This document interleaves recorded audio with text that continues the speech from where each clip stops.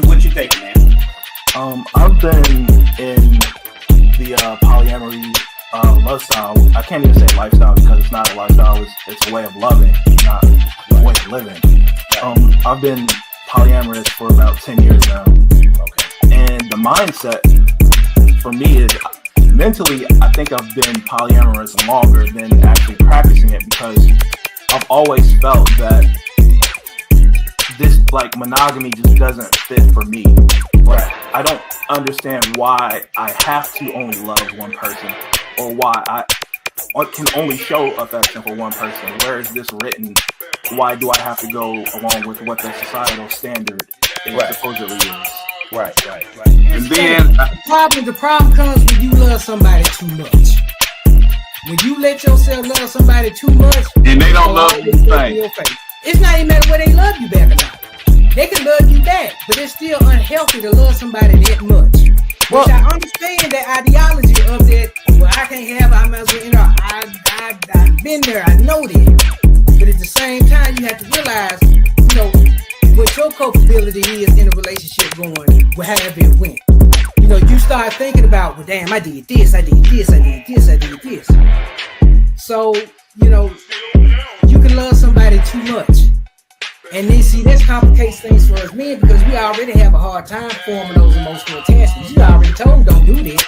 The missing link to that goes back to a time before we even thought, why doesn't my father like is that a protection for me? Right. Or is that the way he was raised? Or maybe somebody hugged him one day, a man hugged him. I'm not saying this is what happened, but I'm just saying we got No, but there are things that could have happened that absolutely that caused him to be the way he is. Made him feel weird, needed. Right. So the things that we think are sometimes a rejection or a lack may have been a protection. And most of the time, they are like absolutely. So if we don't understand that, all we know is a rejection. But see, like what I understand with my father, men were going to jail, killing each other, and then now we got bisexual, then we got gays, now we got transgender. So with all of that going on, the purpose of that was removing the black man, the black male from the household. Okay? So with him not being in the household, she's getting the welfare, or she's out there in the workforce, forced to take care of herself, and if she have children, to take care of the children alone. Whether he's in jail, whether he's dead, whether he's bisexual, whether he's gay, whatever. The black male was removed from the home, and black woman was forced to provide for the children, for herself. You're missing one other thing that removes black male from the home. That's white women. Because after a while, it was run on black men, white women. Yeah, white women. At one point, black men, they just had to have a white woman. No matter what their social economical status was, white women was the way to go. And so that pulled a lot of black men out of the house. Damn, I sure missed that. I mean, I know Rick James, I know, you did it. I just didn't think of that as a major absence of the black man. So being a provider means so many things. Right. It means put you in a house. It means I got your back. It means we're doing this together. It means I'm not gonna walk away when things get hard. That's providing, right?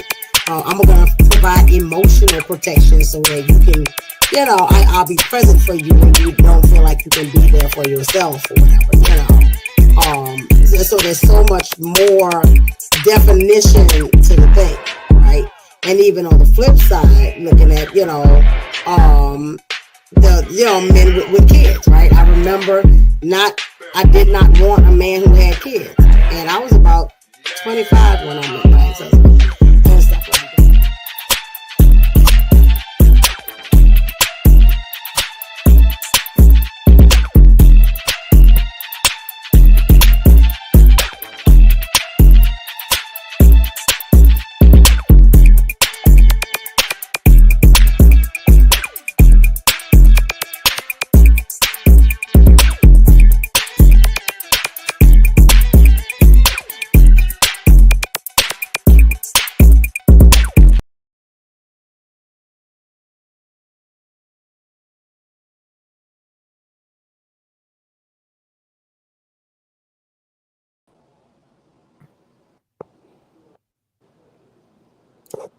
Good evening, gentlemen. What's happening, man? Man, how's everybody doing? I'm good. How about you? I'm truly blessed. Truly blessed. Good to see. Good to see you, sir. How you been? What's happening? What's up with you? Man. Good to see you, sir. He's talking to you. How you been? I've been good, man. I wasn't able to make the last few podcasts. Been busy. Okay. Been traveling. Okay. I was You supposed been to around come the to world Atlanta. and I was supposed to come to Atlanta. I was trying to let you know. So I yeah, could I holler got at that you. message. I want to say last week I caught that message, but you didn't. You ended up not making it. We went to Houston, and then instead of going from Houston to Atlanta, we came back to my house. My brother from Atlanta, we had Super Bowl party in Houston Okay. at my auntie house. So my brother from Chicago, he flew down, and my brother from Atlanta drove down. Okay. And so I drove down. Well, I caught a ride with my auntie and my cousin because they got a business here in Dallas. So I rode back to her house with them. And then my brother from Atlanta, he drove. They both came back to my house and stayed the rest of the week. I know they did. That's a 13-some hour trip. From Dallas to Houston is only 4 hours. No, from Dallas to Atlanta. Yes. So what I he knew did that was wasn't gonna be no turnaround trip. right. So he drove to my house and stayed the rest of the week. My brother from and then he went to Bastrop on Saturday. Okay. He stopped in Bastrop, and then Monday morning he got up and went on back home to Atlanta. Yeah, that's a good 7-8 hour trip right there. He can handle that, but that 13, 14. And then my brother in Chicago, he flew from my house on Sunday. I took him to the airport on Sunday. So we had a really, really good time, man. And I won money because I told them fools the Eagle was gonna fly. And I told them it was gonna be a blowout. And when we was at the party, I was flying like an eagle and laughing my ass off and clowning them fools. And that's why you would have been good to come on here that Wednesday. But I know you had company, but the Wednesday after the Super Bowl, we talked about that for a while. Well, I remember. I never forget the look on Jalen Hurts' face 2 years ago when they went to the Super Bowl and they lost in overtime because the Eagles didn't get the ball. Yeah. And he said, I remember what that felt like. He said, I'll never want to feel like that no more. And me personally, because the Chiefs played so terrible at first, I thought it was going to be they let the Golden Boy win one more year, and then the next year if he make the playoffs, he go to the Super Bowl and he lose. Okay. Yeah. But I think, me personally, I kind of think that was the initial plan. But once that defense found out they can get back there and get him, they said, hell with throwing this game, we finna win. And you see that Kelsey brother, he didn't even want to accept the ring, you know, and it was things behind that. So I'm thinking Philly said the hell with throwing the fucking game like Cam Newton and what was it, Houston McNabb. They said fuck throwing that. We finna win. They found a way to get back there and they put it on that boy. And you could tell it wasn't scripted because they was really trying to hurt Mahomes. They was tearing his ass up, bro. Yeah, so it's like once they found out they could get in there and they got him, they weren't finna throw that game. Because you know the Golden Ball was supposed to do that thing, come on down the field and win by 3 with field goal. That didn't happen. what I thought is I just think that they got out coached. I just think that they thought that they was gonna shut down Saquon Barkley, and that Jalen Hurts had been kind of iffy with the throwing. He had been having problems with AJ Brown. He had been having problems with Devontae Smith. They underestimated him. And they said, okay, we'll let you shut down Saquon. That's cool, but we're gonna throw the ball. Well, I think it's like what Austin said, and welcome to the panel, Austin. It's like what Austin said. If you really look at it, Kansas City was always winning last minute. It wasn't like they was a dominate team all year. Exactly. They would win by a field goal. They've been skating the whole year. Yeah, and when he pointed that out, and then I looked at how hungry the Eagles were, because the Eagles actually got better as the season went on. There you go. Mahomes them actually digressed since the season went on. They were barely winning. And you can only depend on that comeback kid so many times. Hey, you know, that's it. Jordan, Kobe, and LeBron only gonna hit them clutch shots so many times. Even Steph Curry, you're gonna miss a few. Yeah, so they kind of had their number. Once they broke it down like that, and I went back and watched film, they were playing lousy, and teams could have beat them. But like you say, the coach was kind of out coaching them, the other teams. But yeah, Philly stepped up, and Jalen not wanting to feel what he felt at that last defeat. I can see that and like Austin said, because I was like, he was showing no emotion per se. But then Austin pointed out that was his game face. What he celebrating for? This was my mission, you know.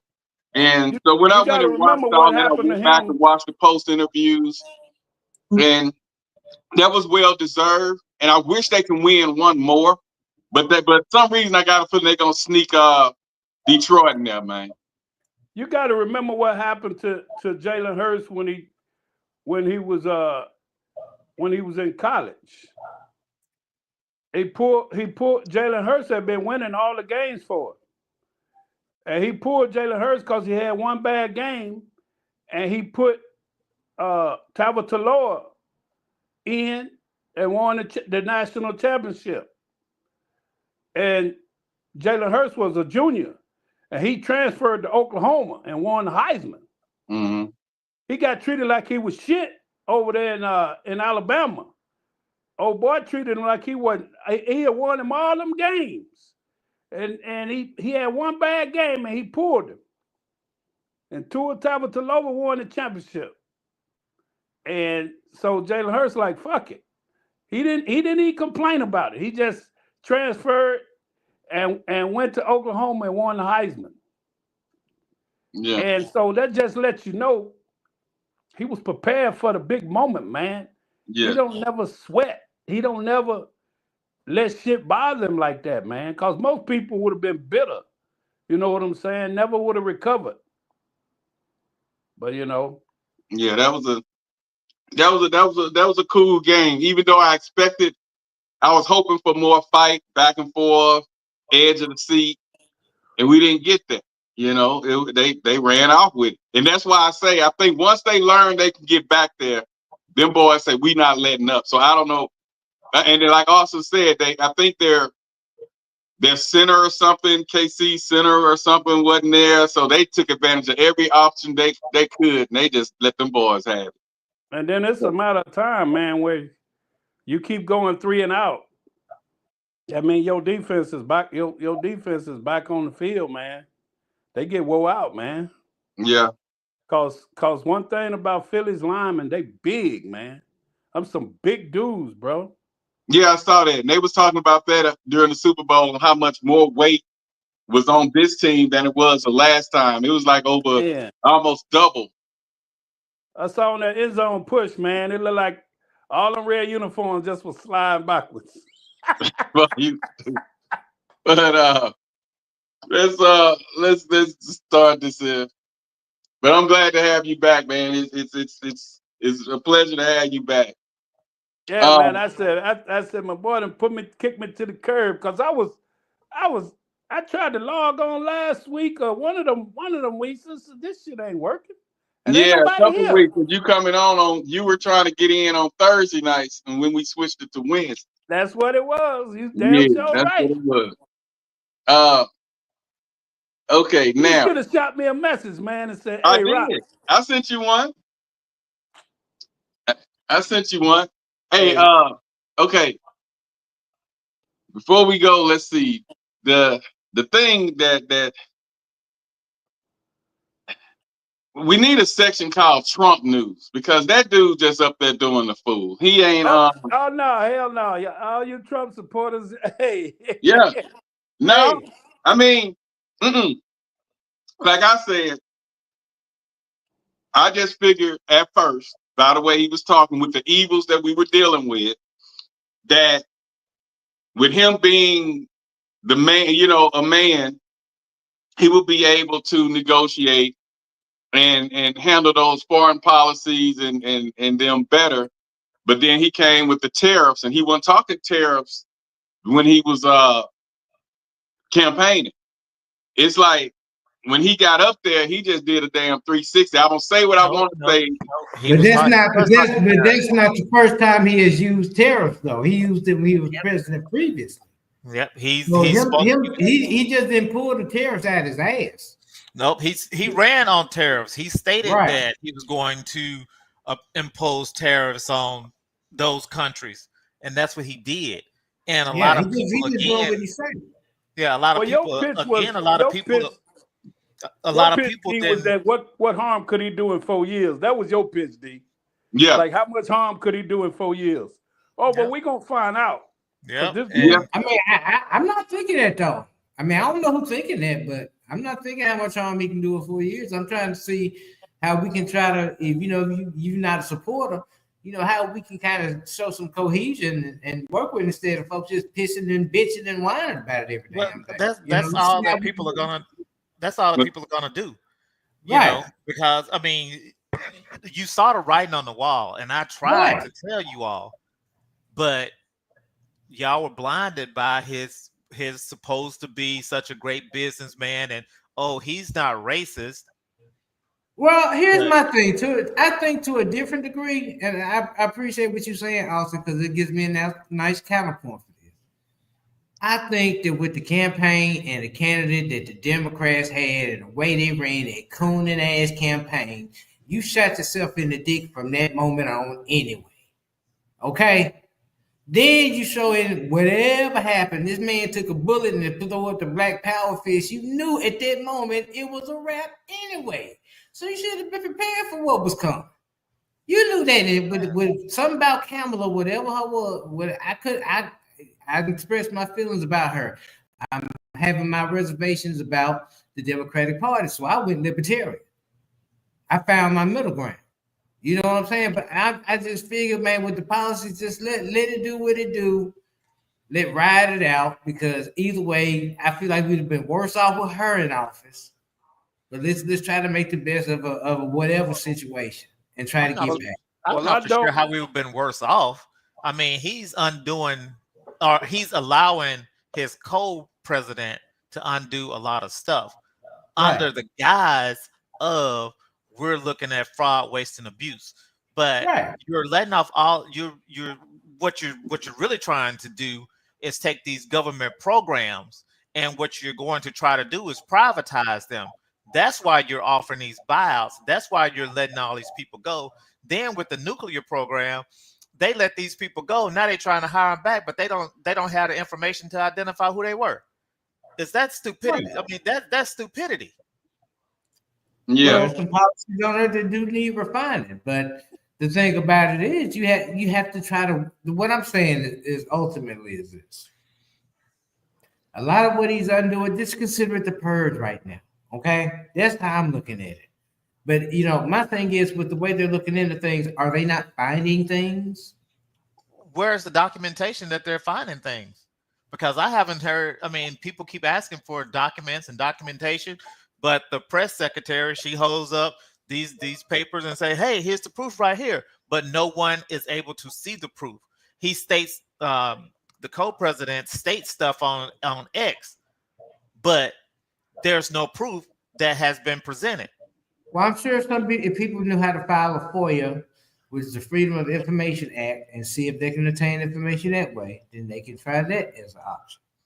This guy's ulterior motive is to change the Constitution completely. He's going to run a coup and take over government. I think that's a little paradigm. Oh, it's going to happen. I mean, that's his plan. But at the end of the day, we have Congress. Y'all watch and see. It's going to happen. You know what? I just feel like maybe this is my perspective, but I feel like Democrats just got black folks so scared of their own shadow right now. Instead of trying to just calm down, look at the situation, and try to adjust to it. Well, it's not only black people. And in fact, at the rallies, you've seen a lot more of people that look like him protesting. Right.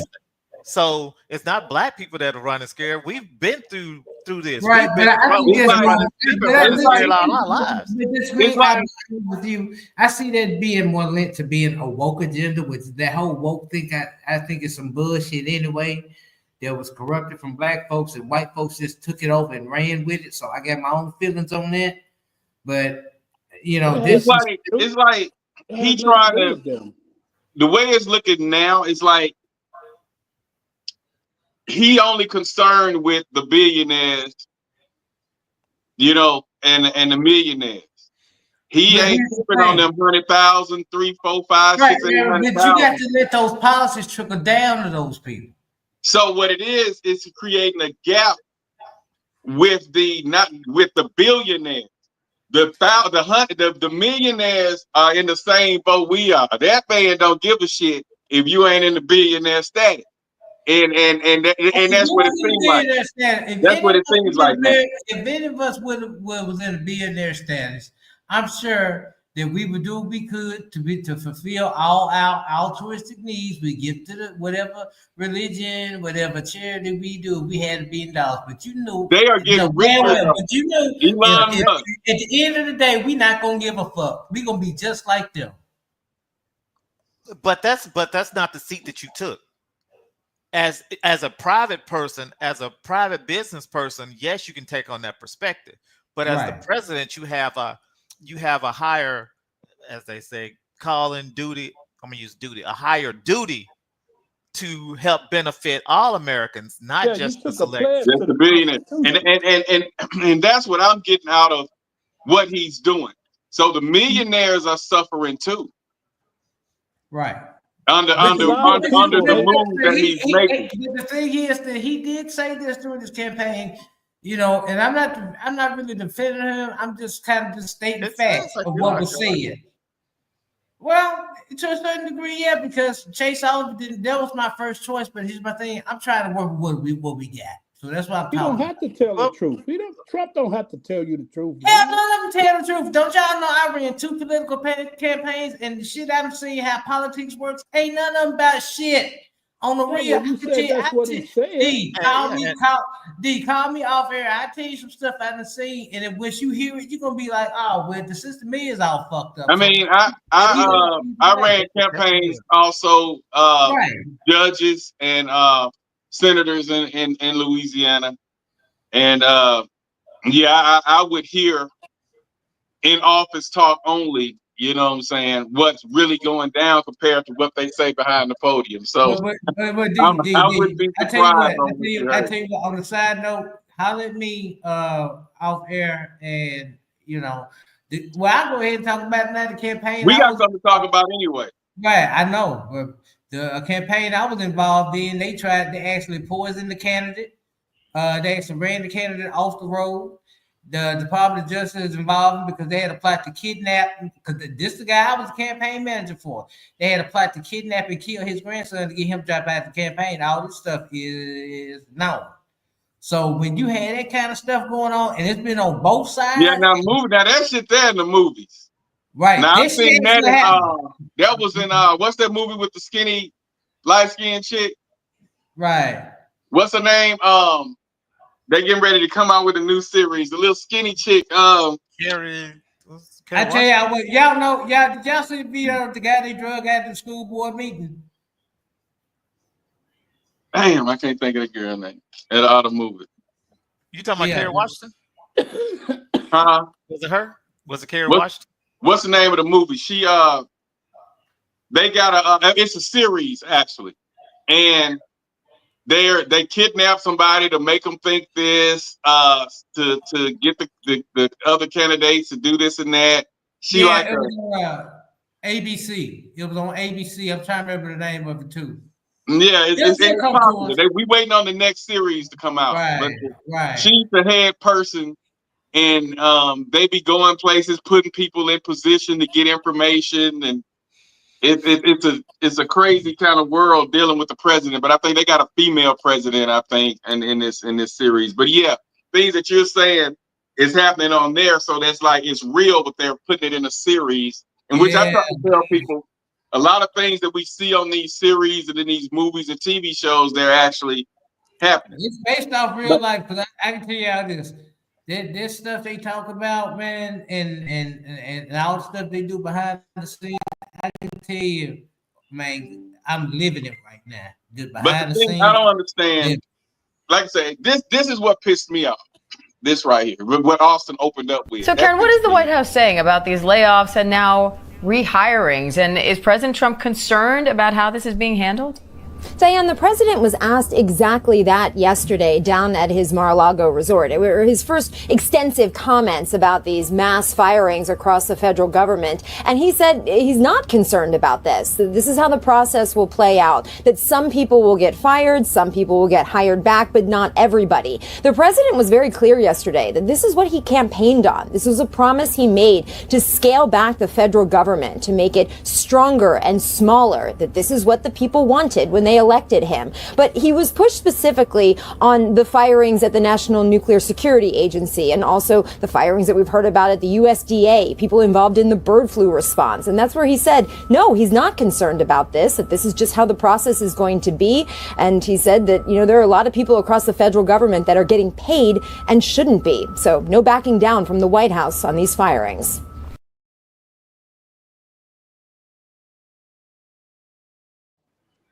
And it's like he don't give a shit. I think the point is this. Here's my thing. Stop being all but hurt about it, because he's not doing anything. He didn't say he was going to do this whole campaign and during his previous administration. Okay, we knew what we was getting. It's one of those. Let me finish one more thing. If you knew with that hot mess we had on the other side, contending up against him and the ebbs and flows of society, we should have been better braced for this emotionally instead of relying on Beyonce and Barack up there and all these cool celebrities thinking that it was on their side, it's going to be nothing but a popularity vote. And people take those votes for granted. But I'm like, look, we dealing with what we got to deal with. He's not doing nothing that he didn't say he was going to do. Yeah, so it's like if you're in a club. I agree. But the thing is, it's not what you do, it's how you do what you do. No, and the way he's doing it. Well, bro, what you mean, man? He just doing it like he doing Trump kind of gangster. He gonna come in. That man came in. Hold on, let me tell you how he gangster. That man came in day one with in the desk doing executive order. You knew what you was getting. Yeah, and you knew what that hot mess you had running on the other side. What did you think was going to happen? He like told you. If somebody told you, say, I'm going to slap the shit out of you, then they slap you. What you mad for? Right. He told you that. And don't get me wrong. Everything he's doing is not bad. Like when he signed the executive order for the kids, if you're forcing the kids to get the vaccine, which makes me wonder, is COVID finna or some other pandemic finna strike? But he signed the thing because I didn't want my kids to take that damn shot, and they didn't. And the school was trying to put out that they had to have that shot, and he signed the order where you can't force that kid to get that shot, and if your school supports making a child get a shot in order to go to school, he cutting out the funding to that school. So I'm cool with that. There's a couple of things that he signed that I'm cool with. They were talking about vaccines, period. And yeah, the thing is now we're having this big measles outbreak here in Texas because there are kids that went unvaccinated. So I don't believe in vaccines, bro. I just don't. That's just my personal. So we all have vaccines. I never had a problem. But I didn't care for the COVID vaccine. Now I need you to go and Google all the side effects of the people that took the COVID vaccine that still getting those boosters and what's going on with them now. Right. I know people personally. Regardless of how you I never feel, had any side effects or any issues. But regardless of how you feel about the side effects or whatever, that's different than the measles, because the measles, chickenpox, all of those were tested up on time after time. It wasn't forced on everybody to get them. They took time. That COVID was put together overnight, and they were sticking them in people. Boom, boom, boom. I don't know if you remember, man. You couldn't get in school unless you had your shots. Right, but those was from vaccines that had been. Those was from vaccines that had been tested over and over again, not no fly by night. And that was something like COVID. COVID, but y'all got to remember though, COVID was a whole different thing. COVID was an actual pandemic. So just on that scale alone, it takes the whole vaccine talk to a different level. You know what I'm saying? I'm thinking hepatitis was something that my mom had said that they had to take. I don't know if it was hepatitis or polio, probably. Something that hit way back then. That was a pandemic also. But they did months and years of experiments on it before they started injecting people with it. Right. COVID, they made that overnight in a week or so, and then they just started injecting people. Here's the thing. And so many people died from getting that shot. Still to this day, is people with complications from taking that shot. So I think what we're saying is that we're not anti the shot. We're just anti maybe people getting forced to do it. I had 3 shots. I haven't had any problem. I had anybody that I know that had shots. Haven't had any problem. But it doesn't matter whether they have or have not. It doesn't matter. Maybe the shot you got, you probably got Pfizer or something like that. Yeah, but the side effects don't matter. It's a matter of individual liberty at that point. Whether you want to be told you have to ingest something or you don't. At the end of the day, damn the side effects, damn all the research, da da da da da. Man, do you really want somebody telling you, man, you got to take this shot? But here's the thing: not just to get into school, but just to function in society, you got to take this shot. To be around people, you got to take this shot. To leave your house practically, you got to take this shot. That's some whole different level of shit right there. We was talking about the pandemic. Yeah, I think okay, like I knew a lady. She's from Chicago. I don't know if you met her, Kurt. I think you did. Karen, that came from Chicago, that was married to the computer guy. Mm-hmm. You remember Karen, the computer guy that used to work up there with I think his last name was Blakemore or whatever. Yeah. He used to work up there at the computer shop we used to go to on Elm Street.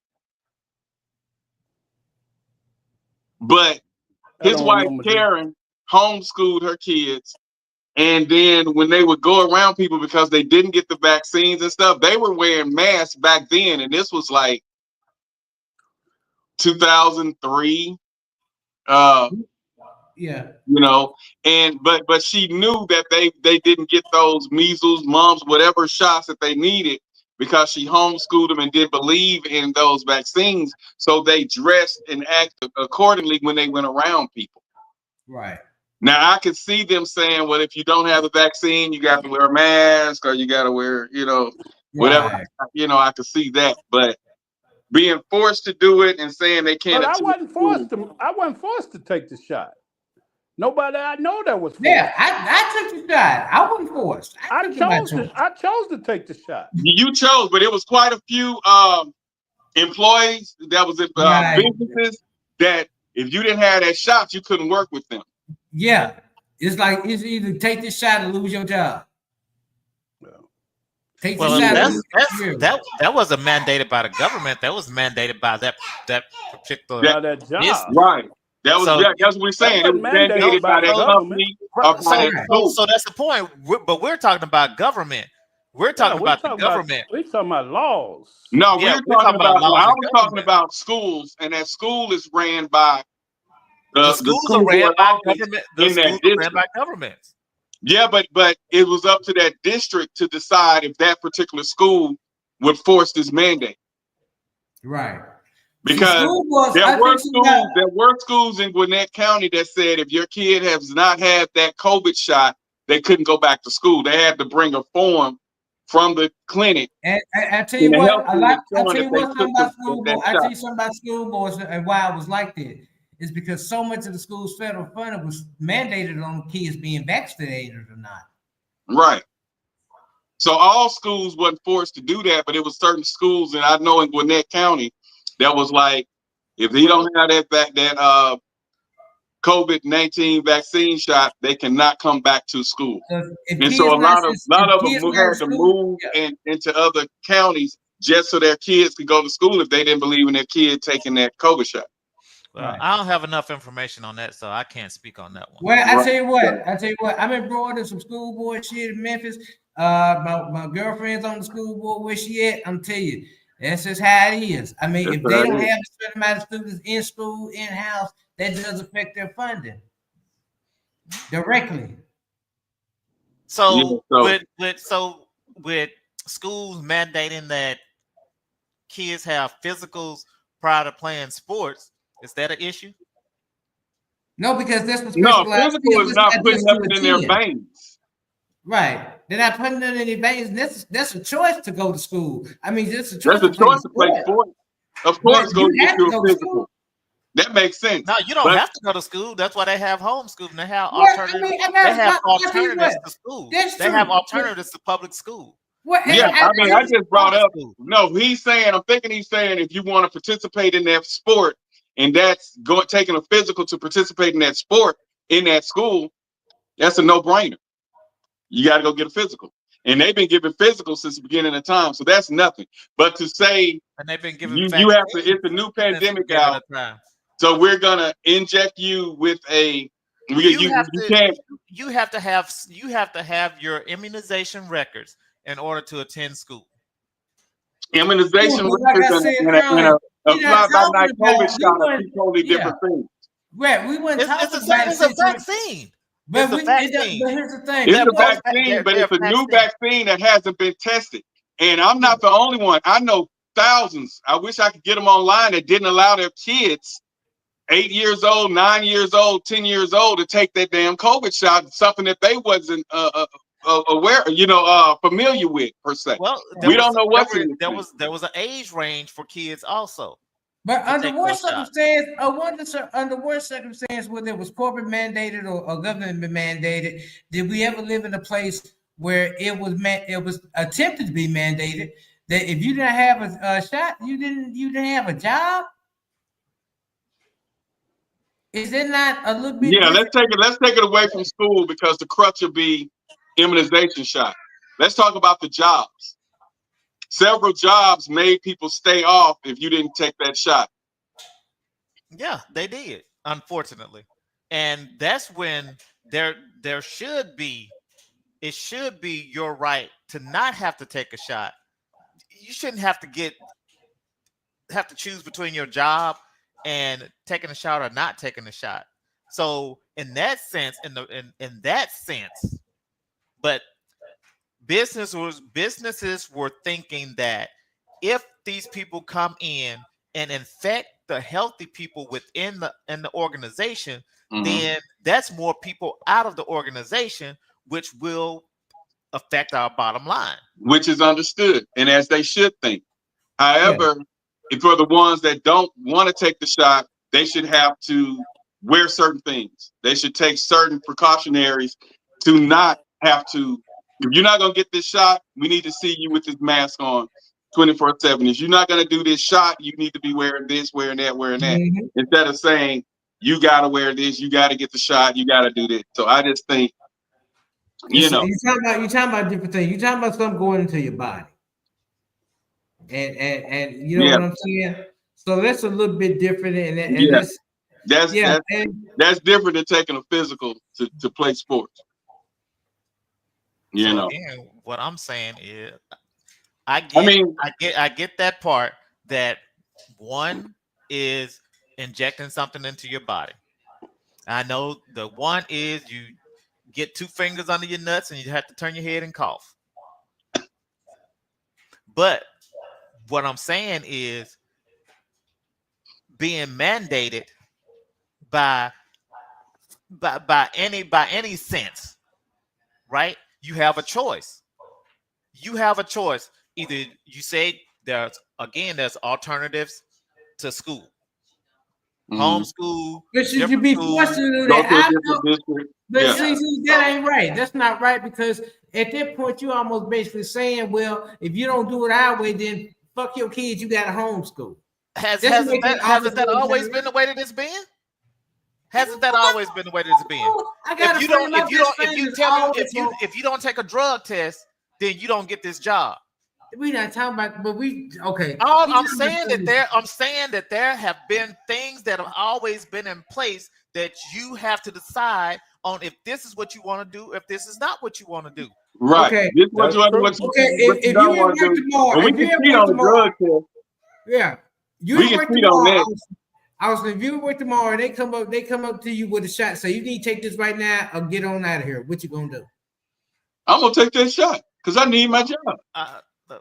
Look, I have in the military, when I was in the military, we took several shots that we did not know what we were doing. And that's why you feel how you do about the shots, because it didn't bother you and you're used to it. But for the ones that's not used to shots, not used to injecting things in their body, like I'm a health nut. I work out. There's just certain things I'm not gonna put inside my body if I don't know the side effects, the what's gonna happen 2-3 years up the road if I inject this. And Kurt know this too. Kurt, we talk off air. He tells me about certain things, and the certain things I say is just certain things I'm not gonna be willing to put inside my body until I read, research, and know what's going on from Here's what make your argument difficult. And trust me on this. And I hope it never happens to you. There may be a time that you may be incapacitated and you at a hospital and they got to take preventive or life-saving measures. And they put something in a syringe and you don't know what the fuck it is and what it did to you.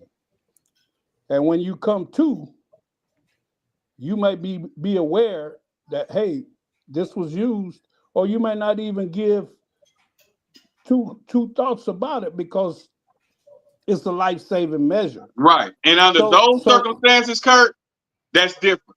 But when you're healthy and you know what you got going on with yourself and you're able to read, research, that's totally different. But I get what you're saying, life or death situation. And I don't know what the hell is going on at that. There are things that we put in our body every day by way of food, that Coca-Cola that you've been drinking, all that stuff. You can only. But if I've been drinking Coca-Cola since 8 years old and I'm still able to do what I do, I'm cool with Coca-Cola. Everything we put in our body, is not going to be. But what you have to keep in mind is that vaccines are actually made up of the disease itself. So you talking about? I don't take the flu shot. I don't take the flu shot because that flu shot is injecting that flu germ in your body. I don't do the flu shot. The body can build up an immunity to it and fight it out. But I'm saying, to each his own, though. At the end of the day, take all the shots, all the immunizations, everything you want. And all this is to each his own. I'm just saying my side. We understand you like taking shots. Kurt take every booster that come out. I just don't.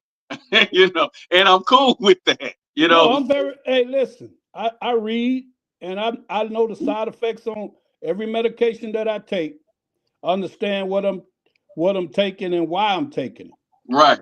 And you're one of the lucky ones that haven't had side effects. Now that I've said that, go and research the people that got those shots and their side effects, from heart issues, from getting kidney problems to, it's just a lot of things that went on, and people actually died that was healthy that took that vaccine. Not everybody, and the percentage may be low, but there are cases that's online right now that says they lost their wife, they lost their husband, they lost their son, daughter when they took that shot. When maybe they had a bad shot, because you do have to mix it up. It's kind of like making a cake. A lot of times, sometimes the cake may not taste the same. Maybe you put a little bit too much this, a little bit too much that. But everybody who took that shot that was healthy didn't make it. Here's the thing, D. Here's the kicker. More food kill us than anything else in this world, and it's allowed. Right. Because you know what you eat. Designed. It's designed to kill us. It's designed. Everything is processed and full of sugar and all kinds of shit. Right. And it's approved by FDA.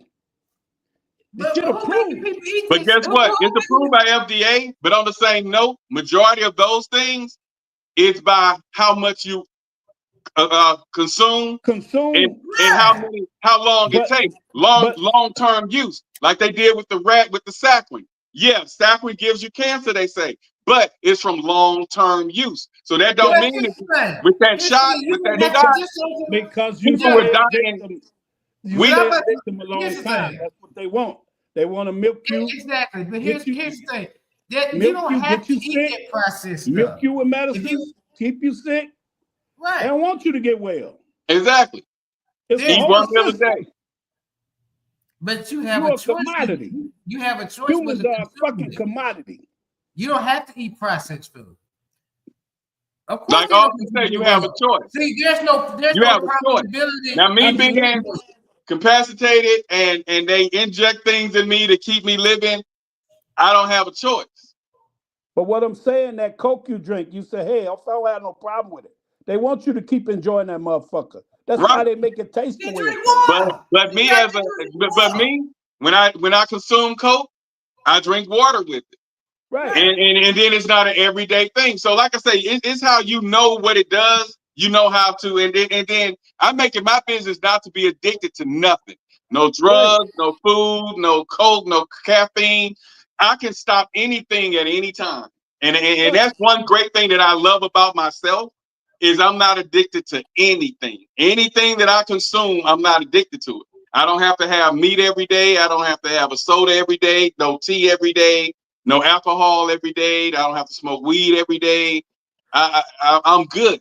I don't have any dependencies that I'm hooked on. So that you can't control, and that I can't control. I don't have to have sex every day.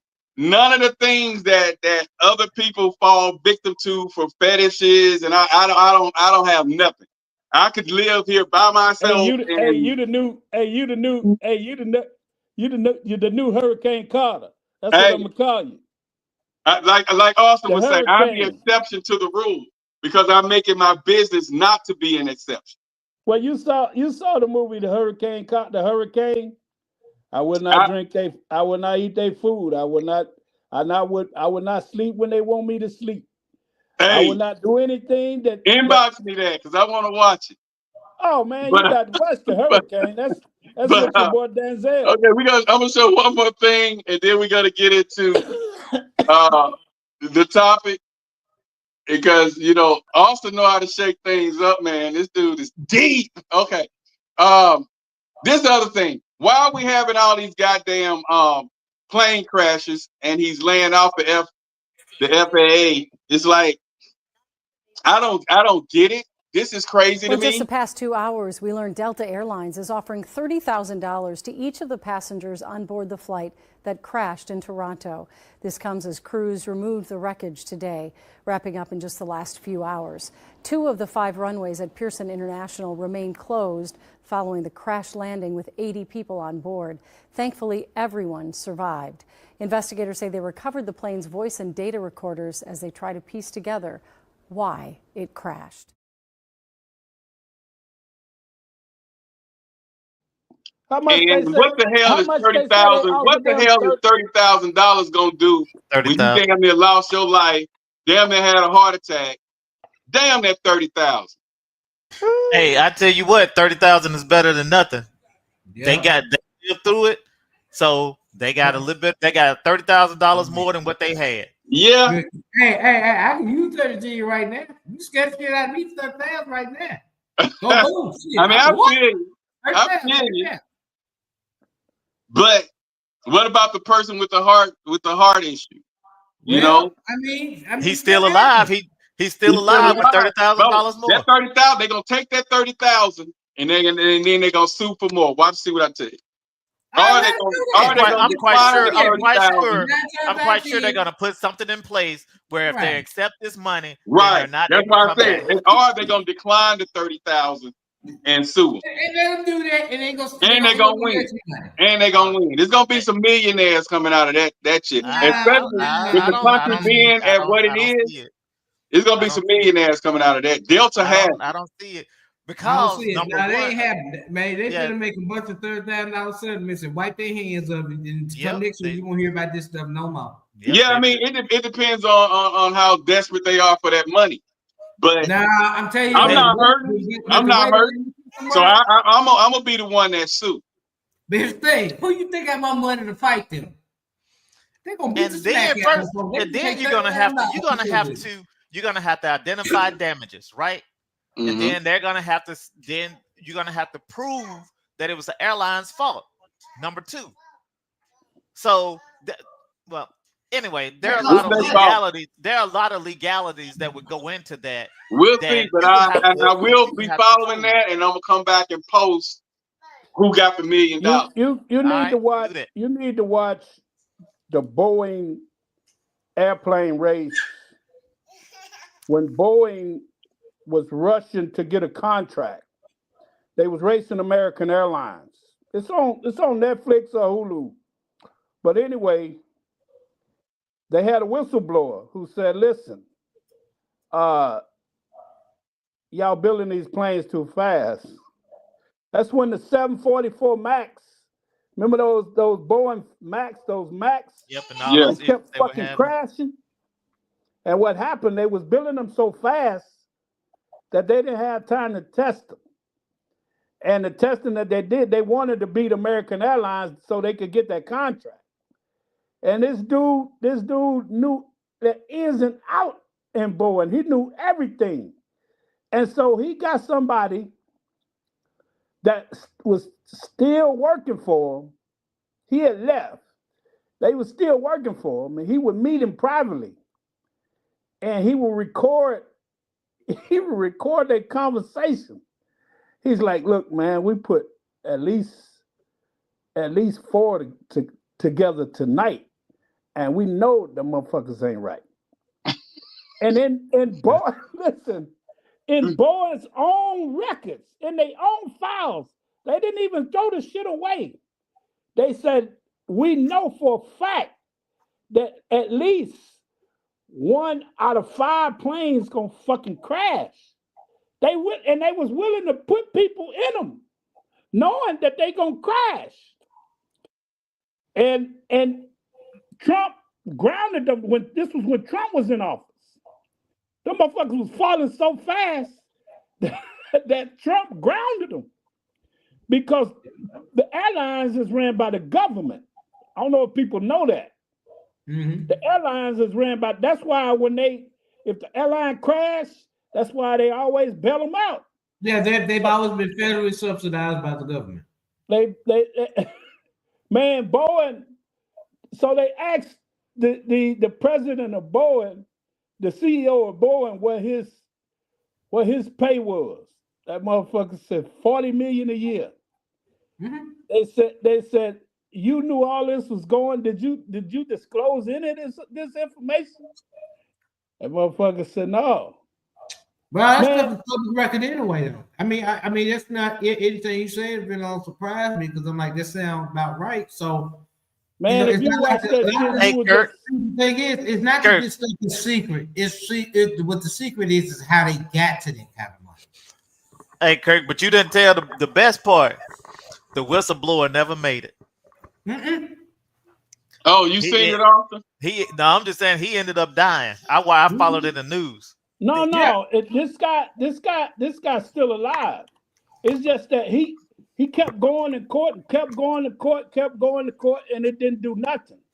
Right, they're gonna bury you. Yeah, they're gonna bury you because here's the thing. It didn't change shit. When you go up against the court, it's a fight. It's who got the bigger pockets. What you think gonna happen? The CEO just resigned. He just hey. But you know what though? The CEO straight because he was really forced to resign. But here's the thing about it. Though. I work for internet startups, and I work regularly with CEOs that have gotten laid off. They don't give a damn. They got a nice golden parachute negotiating their contract. They ain't thinking about the shit y'all talking about. Yep, they are. If you making $40 million a year, what the freak you care about getting fired for? It's not like you're gonna go down to the unemployment office. Yeah, man, plus they got to pay. If you sign a contract, let's say you sign a contract for $40 million, they try to get rid of you. You gone. They got to pay you all that money. That's part of gonna be part of the contract. So what the fuck you care for at that point? But here's the thing that I think all of us realize is that technically none of us really fucking matter. The only somebody we matter to is the people that care about us. That's it. That's the whole point of social media. Everybody somebody care about you. Nobody care about you. You just want to get the hate about social media. Everybody, I got a voice and my opinion matters. No, it don't. It matters you and your cousin. You get shot the fuck up by a cop right now, a agent, a FBI, a federal motherfucker. You don't fucking matter, bro. You just You're a number. Yes, sir. So like you said earlier, you made the point earlier. You said we are commodities. You said it came out your mouth. That's exactly right. Yes. Only somebody who matter to is the people you got surrounded by that say they and sometimes them motherfuckers don't really give a fuck about you. Hell no. Sometimes they praying for your downfall. Yeah. So on that note, we're gonna go ahead and get in here because 11 o'clock. We try to get out between 11 o'clock and 11:30. All right. Now, with religion not being even brought up today when it comes to dating, we go off looks and finances. Nobody's talking about religion. Religion is like the non-existent conversation when it comes to relationships. So can you be faithful to your faith while being true to dating modern? Because the modern day relationship, everybody freaky. Ain't nobody fucked up about no relationships. Ain't nobody messed up about no religion. I don't know. This has been my experience. I've been out there the past couple not years. Many. This not has many. been for me. I'm not gonna say when I speak, I'm not saying everybody in the world. Yeah. The vast majority is not messed up about relationships. It's like if you're not Christian, we can't fuck. I don't see many of them saying that. I heard that's all I would hear by the past 2 years. It's all I would hear. That's what all they say. But here's the thing, you know what's what. But they always say that on the front end. Faith will come up very early. It usually will come up within the first 30 minutes of conversation because they're looking for a man that can portray the image they want. Well, let me ask you this. With you saying that, when you're going on these dates, how are you dressed? Like a preacher. See, I go in there thugged out. I got my head to the back. That really doesn't even matter. Here's the thing. No. It matters to a degree because a lot of women are going to play that role to get into to see where you're. It'll get no doubt. Let me make my point. The thing that women say, women have been programmed to say that they want a God-fearing man. A lot of women do not even know what a God-fearing man is because they're not a God-fearing woman. They're not. Let me rephrase that. They're not a God-filled woman. Right. So they have been conditioned to say that they want a God-fearing man based on what they have been taught from whomever they were getting these speeches from.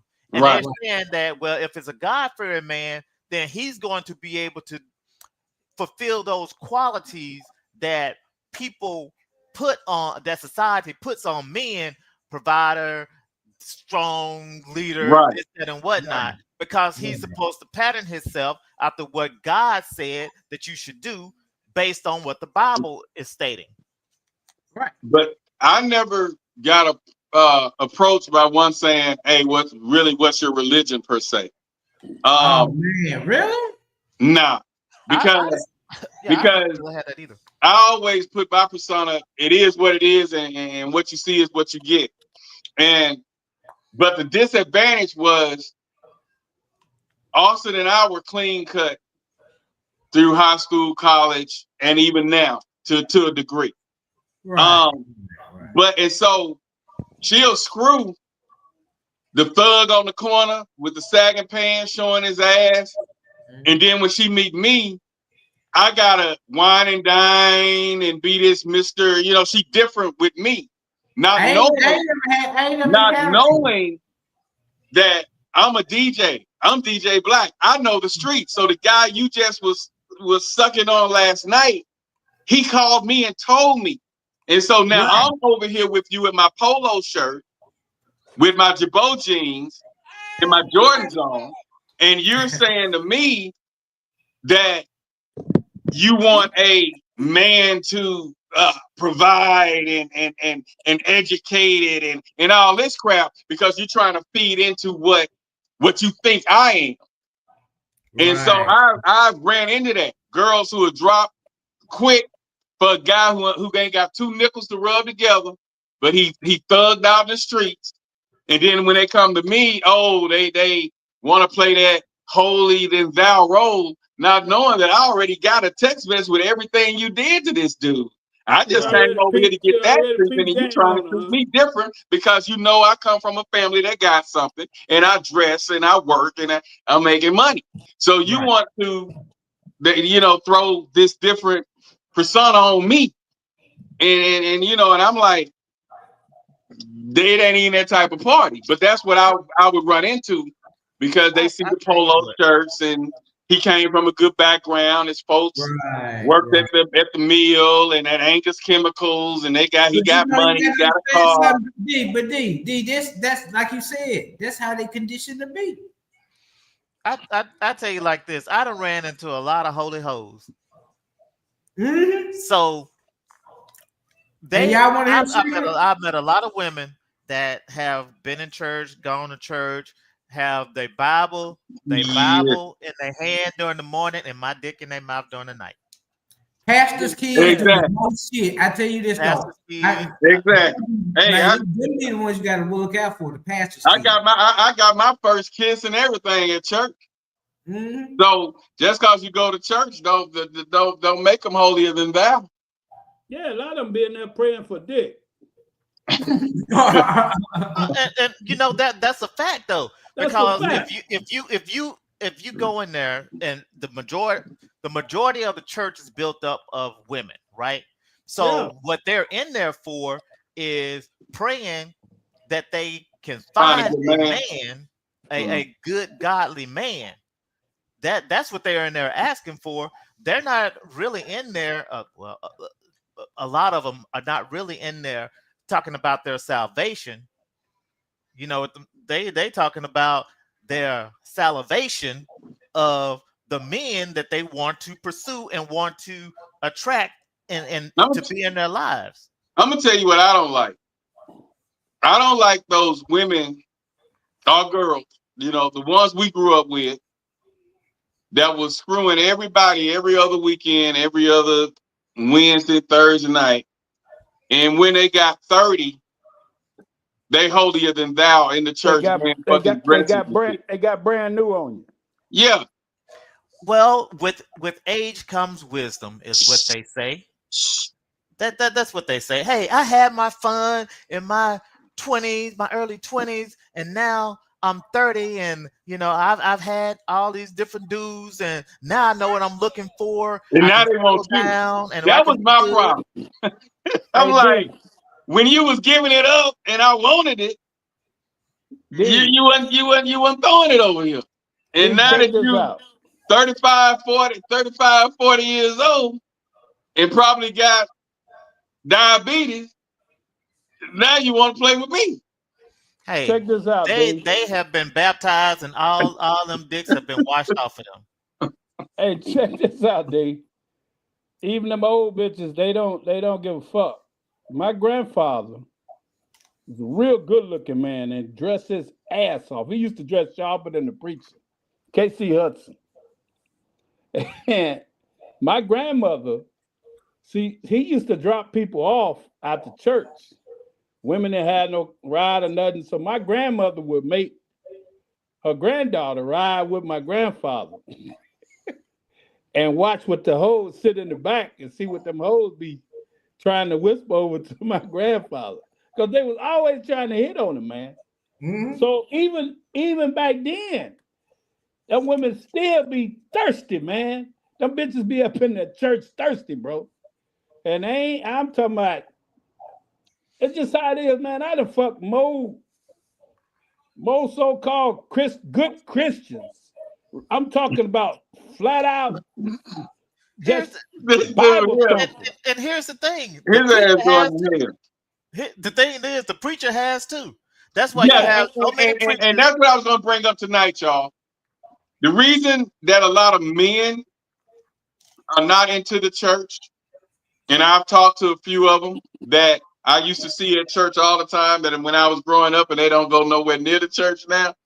When the preachers start feeling comfortable saying, I'm a man first, and why he trying to sleep with your mom or with your aunt, and he got a wife, and a lot of my generation stopped going to church because of that. And I asked them, I was like, do you still go to church? Nah, man, that preacher ain't nothing but this and that. Because they're married, and the preacher would shake their hands and look at their wives some type of way. Like, man, I'll be killed that preacher, man. I don't go to that church no more. So it's like the preachers, they keeping it real. I'm a man first. Nope. They're not keeping it real, because if you're supposed to have been called to that position, I'm a man first. No, but hey, if they go by the Bible, Jesus was a man too. They say Jesus was sleeping with Mary Magdalene, though. That's why they took out his 30s in the Bible, because he was sleeping with her. I seen a video, D, of a chick on TikTok in the church with a short dress on, just dropping that, just dropping it like he just turned around, dropping it. I'm talking about clapping. Like, what kind of church this is? Yeah, you got all. He's saying that, but Kirk freaky ass to be trying to fly to go to that goddamn church. No, I ain't gonna do that, bro. Back in the day, the old Kirk. Back in the day, I ain't got to do all that. He would have caught that flight. Hey, he ain't got to fly. He can just drive down the street. I ain't got to do all that, D. Not now, but back in the day, your ass used to run. You Mr. Freaky Man.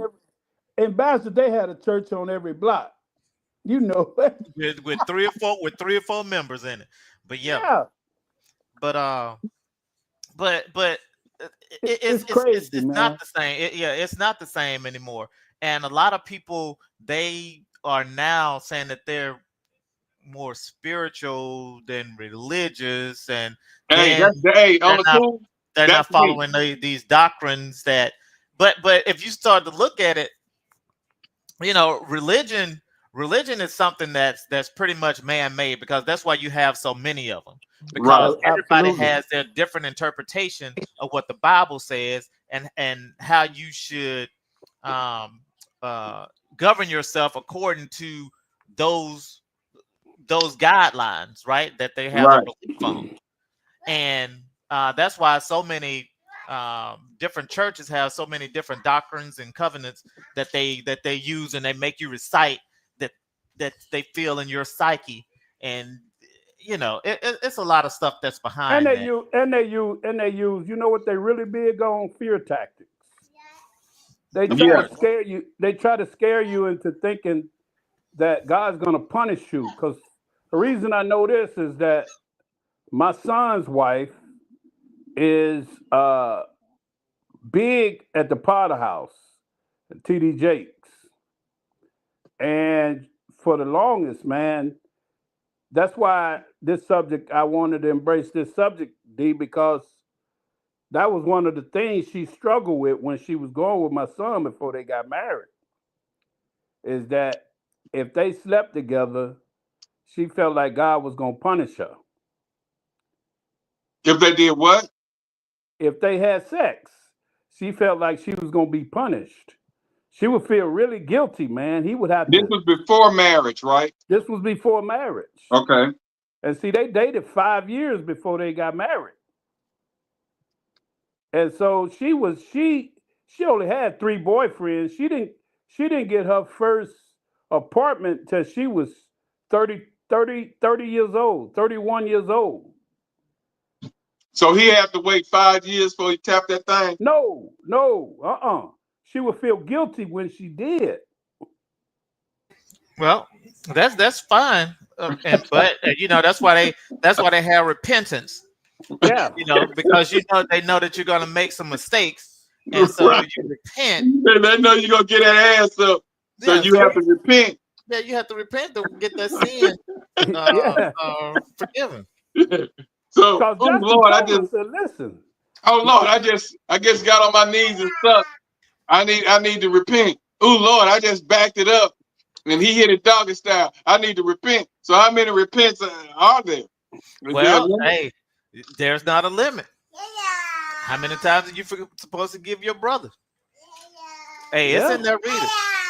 So, Yeah, she struggled with it, man, and she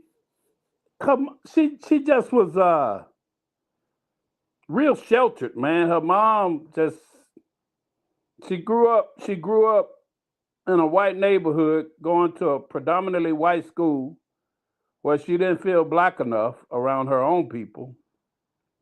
You know what I'm saying? And to be an actress is what's funny to me, D, is that her confidence and she can act her ass off, but her confidence ain't nowhere near where it should be. A skill set. Yeah, just her self-esteem. Well, see, that's the thing. When you are an actress, you can be outside of yourself. You don't have to identify with who you feel like you should be, or need you don't have to be yourself. Yeah, a lot of times you can just play characters. Yeah. And but that's amazing to me that she don't have the type of confidence you would think. Peep this out. This is what a compliment the topic of the night. Do you think you could date a girl outside of the church? I have dated a girl outside of the church. How did that go? I enjoyed it in a sense of like the space I was in my life. To this day, I'd be like, she's one of the best women I've ever spent time with. It was that one thing. It's like, she don't rock with Jesus like that. And so it got to the point where it was like, I have to make a decision between, am I going to continue in my faith or am I going to be with you? Because I realized my relationship with Christ was suffering because of my relationship with her. So it was like, I can't do both. It was rough. Yeah. And it was like, cause it was like, it's all the other stuff was checked off. It was like, bro, everything, literally everything else. Yeah. But it was just like that one thing. Yeah. And so I think that's a great reason. I respect that reason too. Like, especially something like that is the foundation of your morals and what you believe every day you wake up. I don't know if they're polar opposite from each other, but if those don't align the same way, we really can't be, especially long-term intentional dating. It's tough. Can't really do that, bro. Well, that's interesting coming from a guy. Well, but you have a lot of guys. You have some guys that are into religion, Jesus, God, and all those things now too. But here's the thing: they talk about being unequally yoked, right? Right. So what does that actually mean in the dating world? Okay, so I believe in God, you believe in God, you just don't practice the way that I do. Hold up.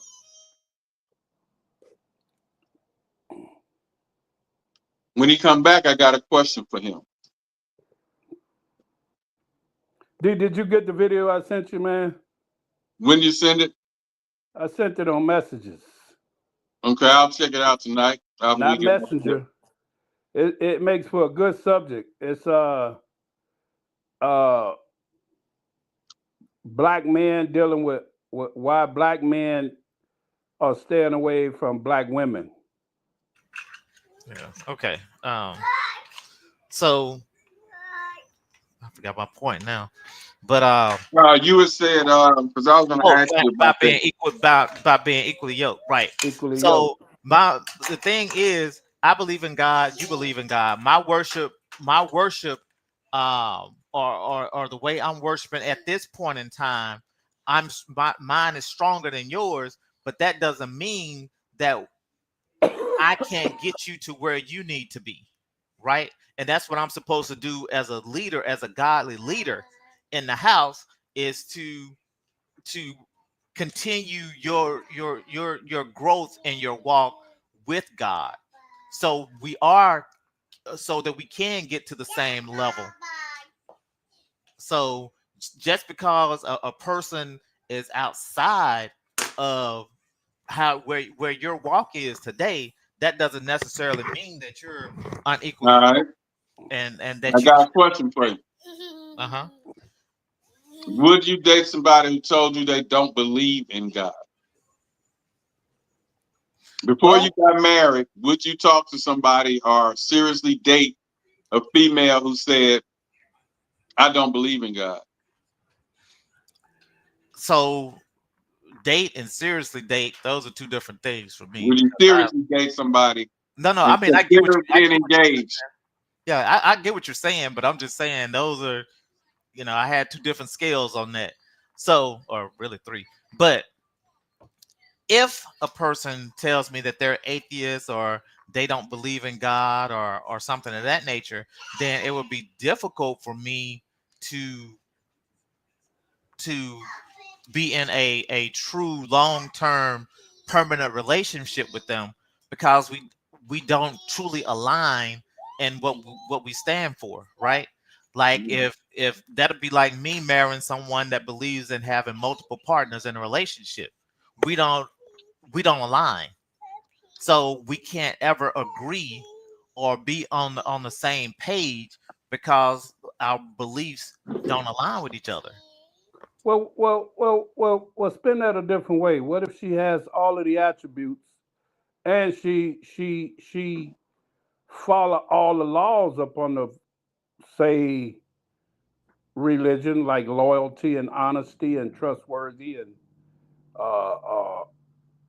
committed? Would that make a difference? Well, for you, if I am the godly person that I say that I am, then and I go by what the Bible says, then we would still be unequally yoked, because we are not we're not in the same God sense, if you will. I was trying to find a different word to put in there, but we're not following this. We're not walking the same path. We're walking. But what if your mission? What if your mission, part of your mission, is that's the person that he sent you, and that perhaps it's your duty to sway them to help save their spirit. Yeah, that could be a possibility. And the thing is, that's what you're supposed to do as a Christian. You're supposed to go out and recruit for God. You're supposed to go out and work for God. Because the heart love what the heart loves. The heart love what the heart love. And my thing is, being that I'm more on the spiritual side, I really don't care what your religion is, because neither do I'm gonna Dave. do me. I just have to have that respect for them. Now,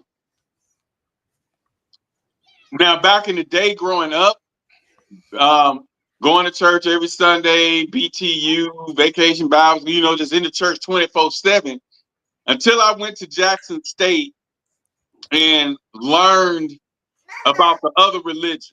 I learned about Yahweh, Buddhism. I studied the 5% Nation of Islam. before I did all that, I did when I first pictured who you would marry, you know, when you get out of high school and you trying to put your life together, let me find somebody that's grounded in the church. But when I learned about other religions and studied the 5% Nation of Islam, studied Buddhism, participated in the 5% Nation, I was a poor righteous teacher. And once I learned all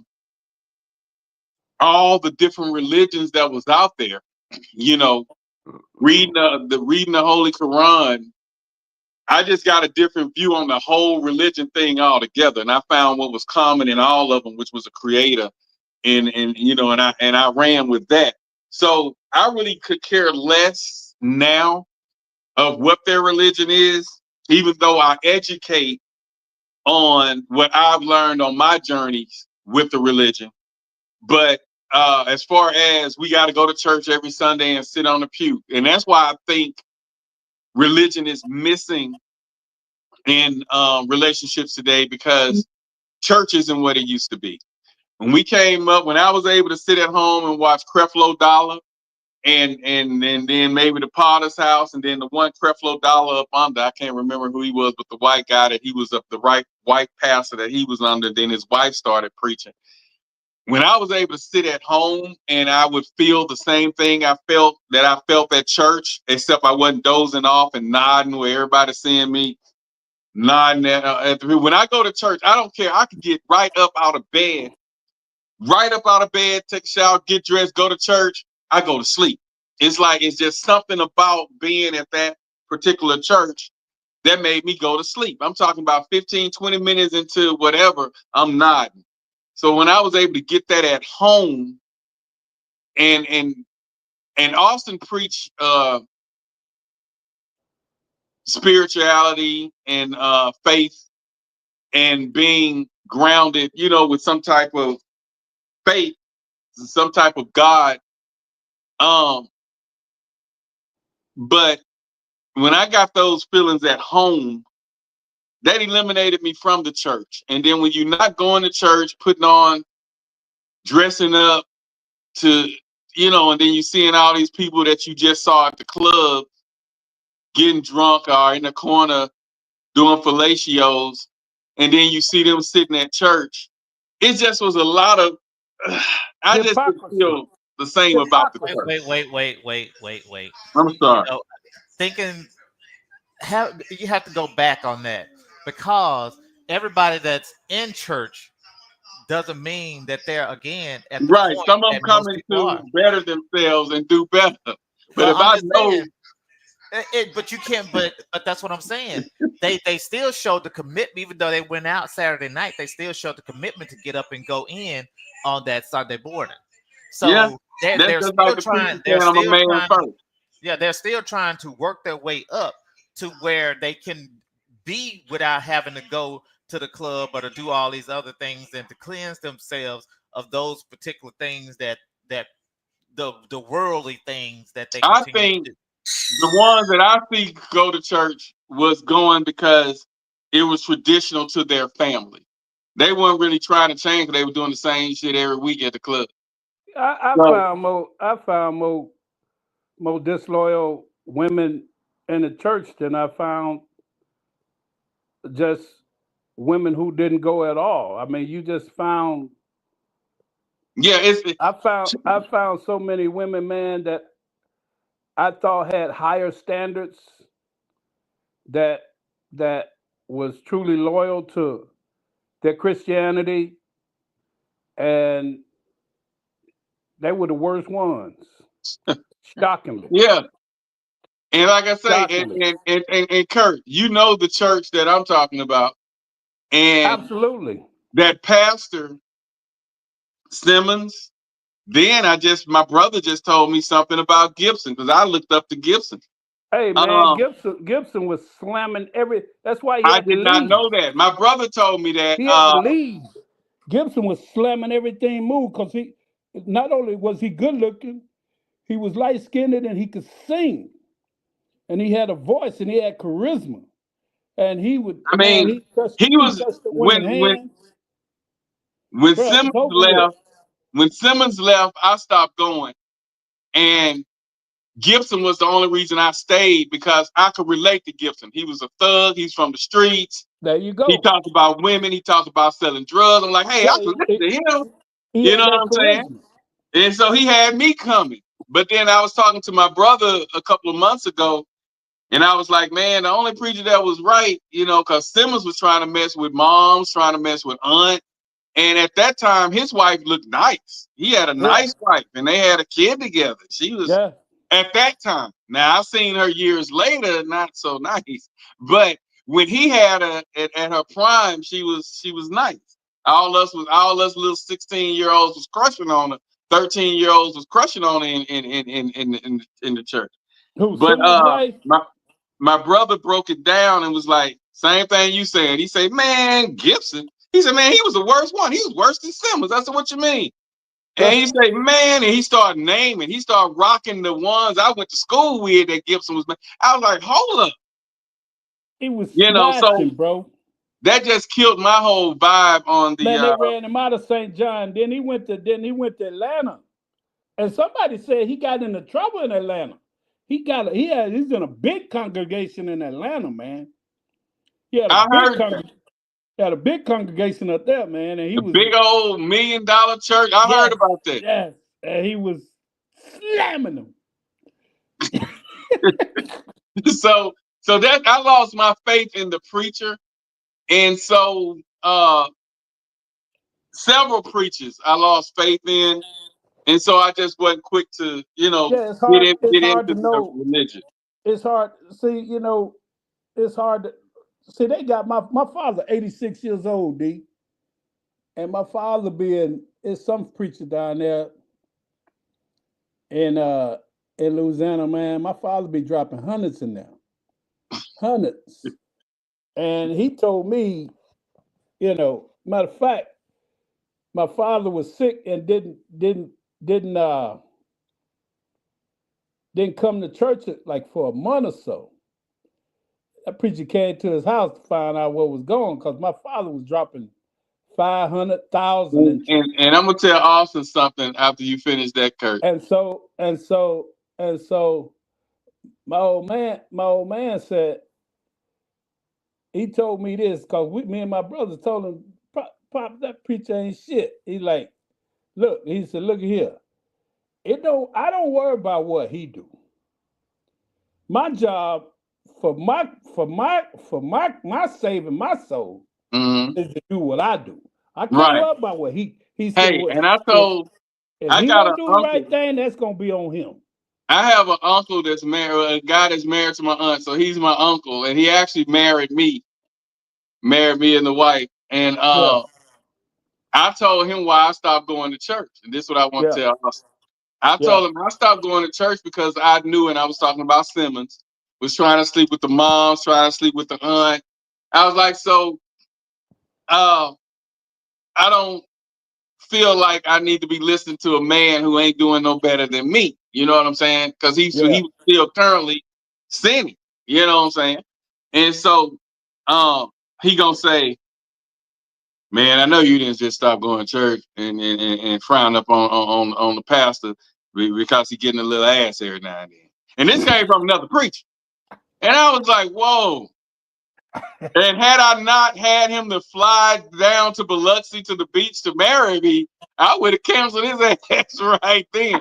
But it was so much crazy stuff. And he's married to my aunt. And then I found out later from my brother that this dude then got cases on him, and you know what I'm saying? It's crazy. So it made you say, well, damn, what you doing? When he said that to you, it made you think automatically, well, what the hell you doing? Right. But no, don't get me wrong, he's a good person. But at the end of the day, they, like I told Austin, they are men first. But Austin say that shouldn't be a quote that we supposed to, But that's what when preachers start saying I'm a man first, and like I say, this guy, I can call him right now. If he'll give me, if I was shirtless and he lived in a couple of states away from me, he will actually overnight a shirt to me. I love him to death. but it's just who we, and I didn't know none of this stuff. And I don't judge people per se for what they do to others if they hadn't done it to me. Like, you can dog out Austin right now, but if you good to me, I'm good with you. I don't know what you and Austin had going on. You know what I'm saying? That's why I don't get into who mess over who in those relationships, because I don't know what that lady did that made him do what he did, or vice versa. So I stay out of that. You know what I'm saying? But religion is not that pushed on people today, where you find somebody in the church and they have to be there. And I try to preach to my Muslim friends and my Hebrew Israelites, Catholics, who feel like they have to date within their religion. And I found this to say to them, peep this out. Studies show that those of you that date and marry within your religion are just as likely to be unhappy and get divorced. Have you ever wondered why that is? Now, on this subject, if you grew up in a religious environment, you've probably heard things like, you should date and marry within your religion because then you'll share similar values. Now, this is a heuristic, and heuristics are mental shortcuts that we all use to make, hopefully, quicker and more effective decisions. But the problem in this case is that, well, this heuristic is wrong. See, despite going to the same church or believing in the same religion, we're all doing it for different underlying reasons. For example, next time you're in church or a synagogue or wherever it might be, I want you to look at the people around you. Now, some of those people, they believe and they're attending because of respect that they want to show for their parents. Others are doing it because of a sense of tradition and comfort. Some are there because they want to socialize and network, and others are there because, well, that's where their business relationships are. And of course, there are those that go because they want to grow and be spiritually edified. But each of them have a different underlying reason for being there, and it's those reasons that are their actual core values, the core values that are driving their behavior in that environment as well as outside of it. Now, if you want to enjoy the benefits of dating and marrying within your religion, then you need to look for the person that believes in your faith for the same reasons that you do.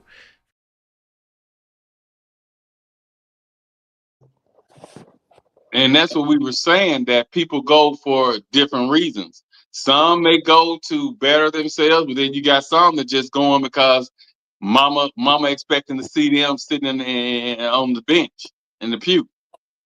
Let me go to church because hell, mama gonna be looking for me. And then as soon as I get out of church, I'm finna drink, smoke weed, go have me a threesome, and then I'm going to club night and I'm finna get drunk and I ain't gonna know how I got home.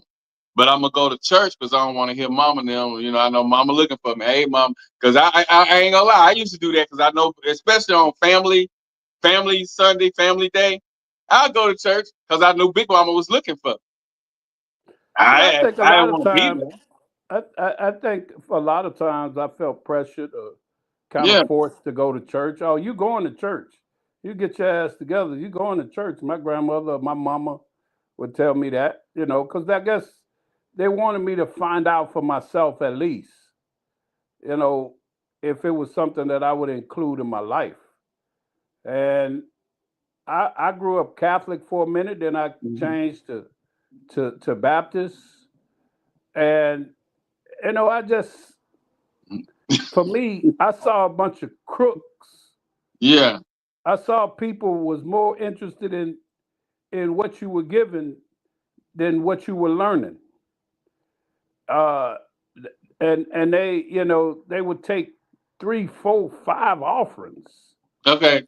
Now, with you saying that, I did the Catholic thing too. And I like the Catholic Church better. Number one, I was young and they only in there a good hour, maybe an hour and 15 minutes. I'm able to go home. You didn't have to you just put 50 cents in the offering. They wasn't passing 3 and 4. Only thing you had to keep getting on your knees for that. Oh, up Mary, and down, up and down, up and down. Yeah. And peace be with you and also with you and all that stuff, So I did, and I like the Catholics because they in and out of it. Go up and do your confession. Do your thing and you out of there. You know what I'm saying? When at Baptist church, you go at 10 a.m. for Bible stuff, for Sunday school. You get out at 3. And I wasn't with that. But with the Catholic, we go in at like 11 o'clock. You get out of there by 12:30. And you good. And look, it was so short. I started going to catechism class. You know what I'm saying? Yeah. But I had a crush on Sister Danny. I used to like Sister Danny. Did you know that you went to the Catholic Church in Bastrop? Yeah. Did you know Sister Danny? Yeah. Dude, I like Sister Danny. So that was my motivation. Everybody was always so nice and pleasant to you, man. Yeah. So I went to catechism, you know. But religion as a whole, it kind of, lost me. So I didn't judge people that I met that was lost on religion. Long as they didn't, even if they say they didn't believe in God, yeah, it wouldn't bother me, but I would educate them on why I believe, because I feel like I'm anointed. Because a lot of things that happen to other people just didn't happen to me and don't happen to me. I've been walking by faith since 2000. Anything that I think all my needs are met. I get at least 70% of my wants, and that's been since 2000. So that faith is in there, and I think I'm sure I didn't talk to you about that. So I don't knock nobody for their religion. Like when I met Armstrong, that was the day I met Armstrong. Yeah, I had lost all my money at the boat. That Wednesday night, Charles Who Stacks lost all their money? Charles Stacks and I went to the boat. I won like 800, and then started losing it. Who and then my lost all that? No thumbtail way tried you to win lost it no back. money. And I kept and I went home with a whole check, a check and a half actually, and knew I had an electric bill due. So I lost all my money. And that the electric was gonna get cut off that Monday. I met Armstrong that Friday. I wasn't doing nothing. I was off. I met Armstrong. I went up to the computer place. I met Armstrong. I was getting ready to leave because I used to get paid for going up to the computer place, installing software and all that. This particular day, the way the creator had it, I call him the unseen, the way he had it, they didn't have no work for me to make no money. So I walked back to my truck. I sat in there for a while, and I walked back to my church, to my vehicle, like, damn, how am I gonna get $200, $300-$400 to at least put something on my electric? Because I lost all my money, and I think I owed almost $500, $480 something on my electric because I let it double because I went to the boat. Yeah. And Armstrong, I got in my truck. Armstrong followed me outside, and he was beckoning me down before I bagged out, and I let my window down. At this time, I'm feeling disgusted because I don't know where I'm going to get no money from, and I owe $480 to my electric. It was going to get cut off Monday. And so Armstrong was like, hey, man, they say you the CD man. And I'm disgusted. So I looked at him, and you know me. Like, yeah, what up? What you trying to get, I got a list. I'm gonna make me a list, and I'm gonna come by your house. Where you stay? I was skeptical about getting him my address, but then he went on to say Chris Relaford told him, blah blah, and the Kerry guy told him. And I was like, all right. So I gave him my address. So when he pulled up, this man ordered 10. He needed a rap, R&B, gospel, and old school. And we were selling for $10 each. Yeah. Back then. So I cut him a deal. I told him I'll do him for $7 each since he was getting so much. Yeah. So he got 10 of each of those. And then he went to Arkansas somewhere and he sold all of them. And he came back the next day, early that morning, like 8 o'clock that morning. And he ordered 10 more of everything. But I think he got 20 raps, 20 R&Bs, 5 gospel, and so my money was like, boom. So I had more than enough money to pay off my debt to the electric company and still had extra money to do whatever, and the money kept coming. But I can't say that without saying my daughter's grandma did a prayer for me that Friday also, because it was graduation. That's why I was off. It was graduation. My daughter was graduating and my youngest son was graduating. And I went to the youngest son graduation, of course. And so the mama and the baby mama and her brothers then was all mad and tripping. So the grandma called me and I explained to her what happened. And she said, what I need you to do is repeat after me. And she started saying a prayer and had me saying stuff behind her. And then that's when the Armstrong happened. And from then on, I never been worried about no finances in my life. But so I'm spiritual. That dude used to buy a lot of CDs. He used to buy a lot from me too, G. Yeah, and so he put me on my feet, and I ran with it because I didn't know how I was gonna come up with $480 for no damn electric bill when I spent all my money Wednesday at the boat. You know what I'm saying? And my partner Tater, he didn't have the money to loan me because he lost some of his money too, and he was like, man, I gotta pay this. So I was like assed out, and there ain't nobody who's gonna be calling nobody begging for no money. So she said that prayer that Friday around 2:00. Armstrong came to my house around 5. And from then on, since 2000, I ain't had no problem with finances. So I tell people I'm anointed and I keep my thing going. But and I'm like this. Go ahead. Go ahead, Austin. I'm like this. I'm not messed up about any type of religion because, like I said, I feel that those are man-made anyway. My you thing used to be is, deep though, Austin. I used to be. You're okay. exact. Well, I can't. Yeah, because I grew up in a household that preached church, the Church of Christ, and then the Church of God in Christ. And if anybody knows about those, there was on two totally different spectrums, or ends of the spectrum, I should say. And then I started. You can speak in front of the churches when you moved out there. Well, I did. I did. I started writing sermons and doing a lot of that stuff. But my thing is, I'm not messed up about religion because I crossed over all of those religions. Religion is nothing more than a man-made belief of the guidelines that they feel the Bible is based on. So my belief is I pray every day and I pray to God. I pray to my God, and that's where my faith is. My faith is in God. It's not in any religion. It's not in any man. It's not in any person, because I just don't believe in those people. Man, leave you high and dry. But peep this out. I had to get the pastor on here. What do you think about online dating?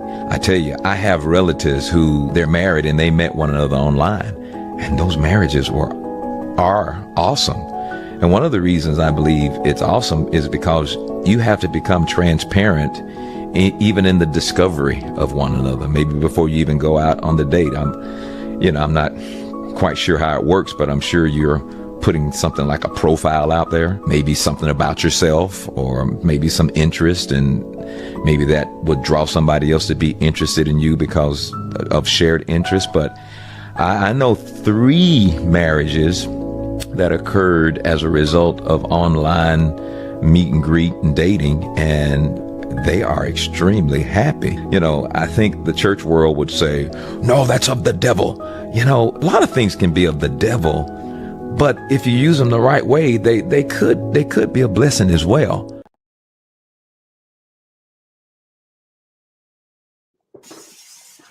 So that's online dating. So that's dating modern with the app.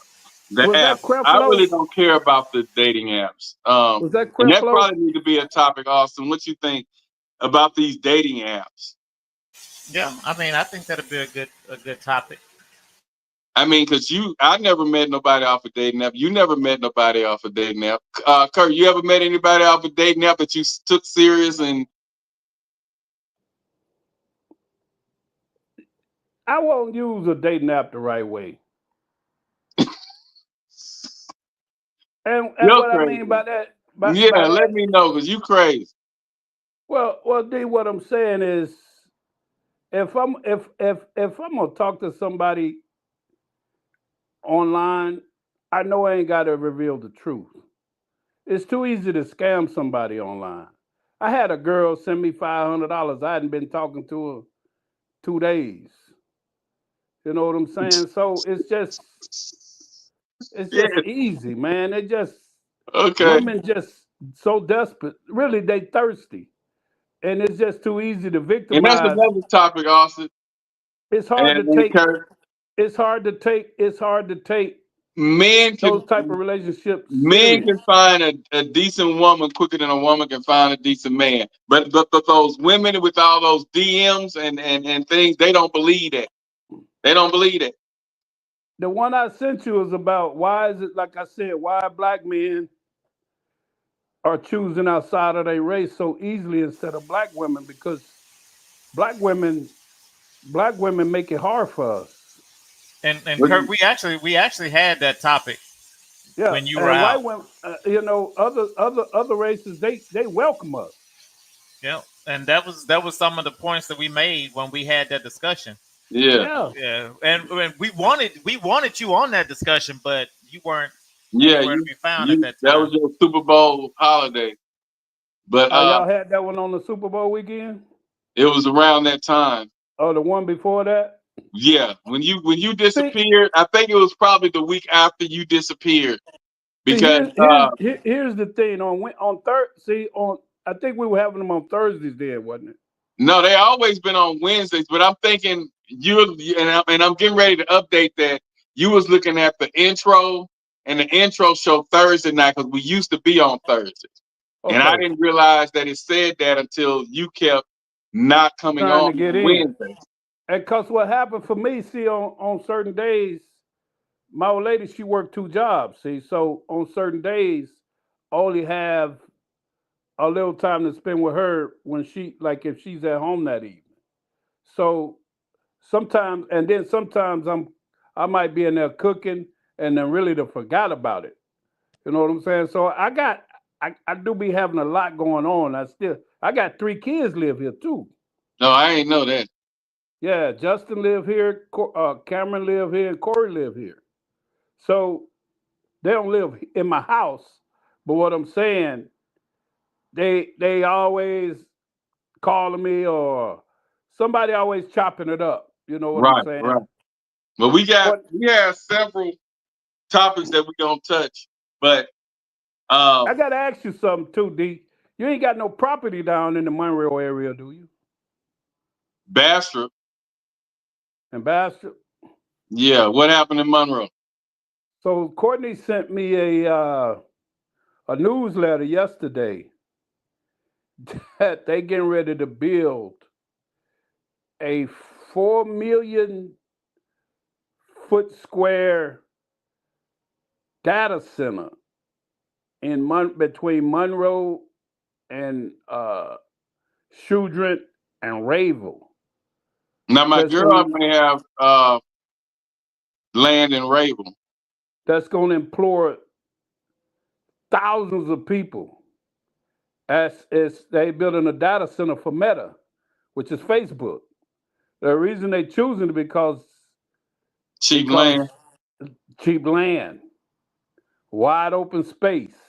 Hey, Austin, that's what I was going to talk to Austin about too, because he's an entrepreneur.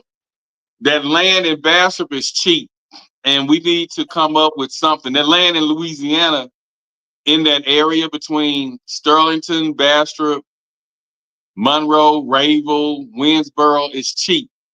And if we can come up with a lucrative business or housing project to put in those areas on that cheap land, we can come up. Especially now. You know what I saw this past when my brother was here? I ain't even know no shit like this exists. And it's a great business opportunity, whether believe it or not. So we got a high school friend who went to Calumet High School in Chicago with us when we lived in Chicago. And so we hadn't seen Big Al in 30 years. So somehow he wound up here in Dallas, living in Dallas. Mm-hmm. And my brother said, Big Al, if I come to Dallas, we're gonna come holler at you. So when my brother was here, we all went up there because they was on the same basketball team. We went up there. And so we pull on this street, and Al is in this house, right?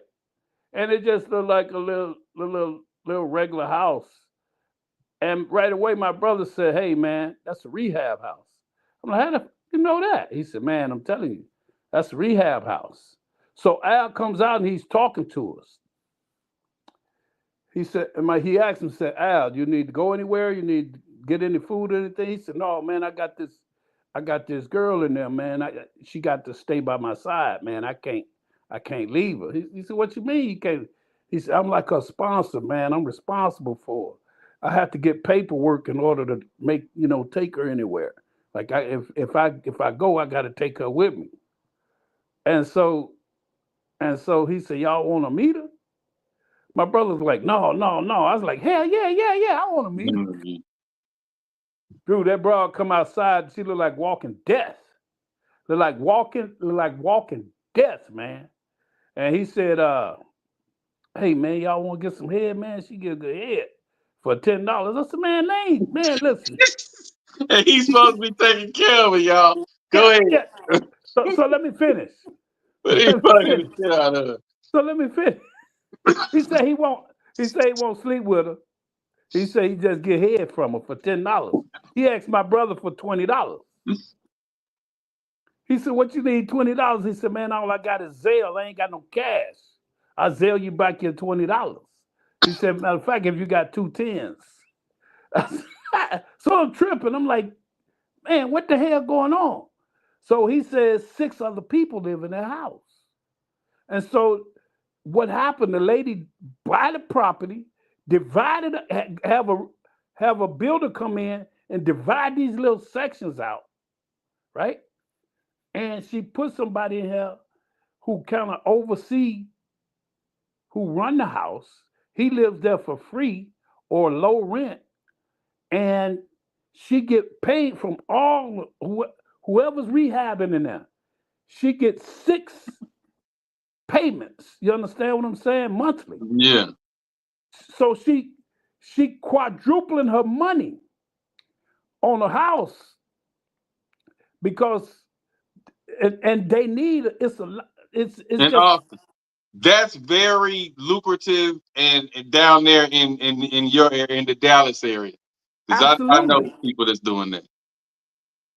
I ain't know no shit like that exists. Yeah, they got that. They also have that same type of housing for the people that's attending those colleges like DeVry, and they also have it for people who just now coming in town trying to get back on their feet. And it's like a rooming house, but it's bigger they share kitchen, different things like that, but everything's sectioned off. And you can Airbnb your house a room at a time to different people. See, you don't even have to just rent the whole house to one person. I didn't know you could section off your house to people. The wife brought that to my attention with our house.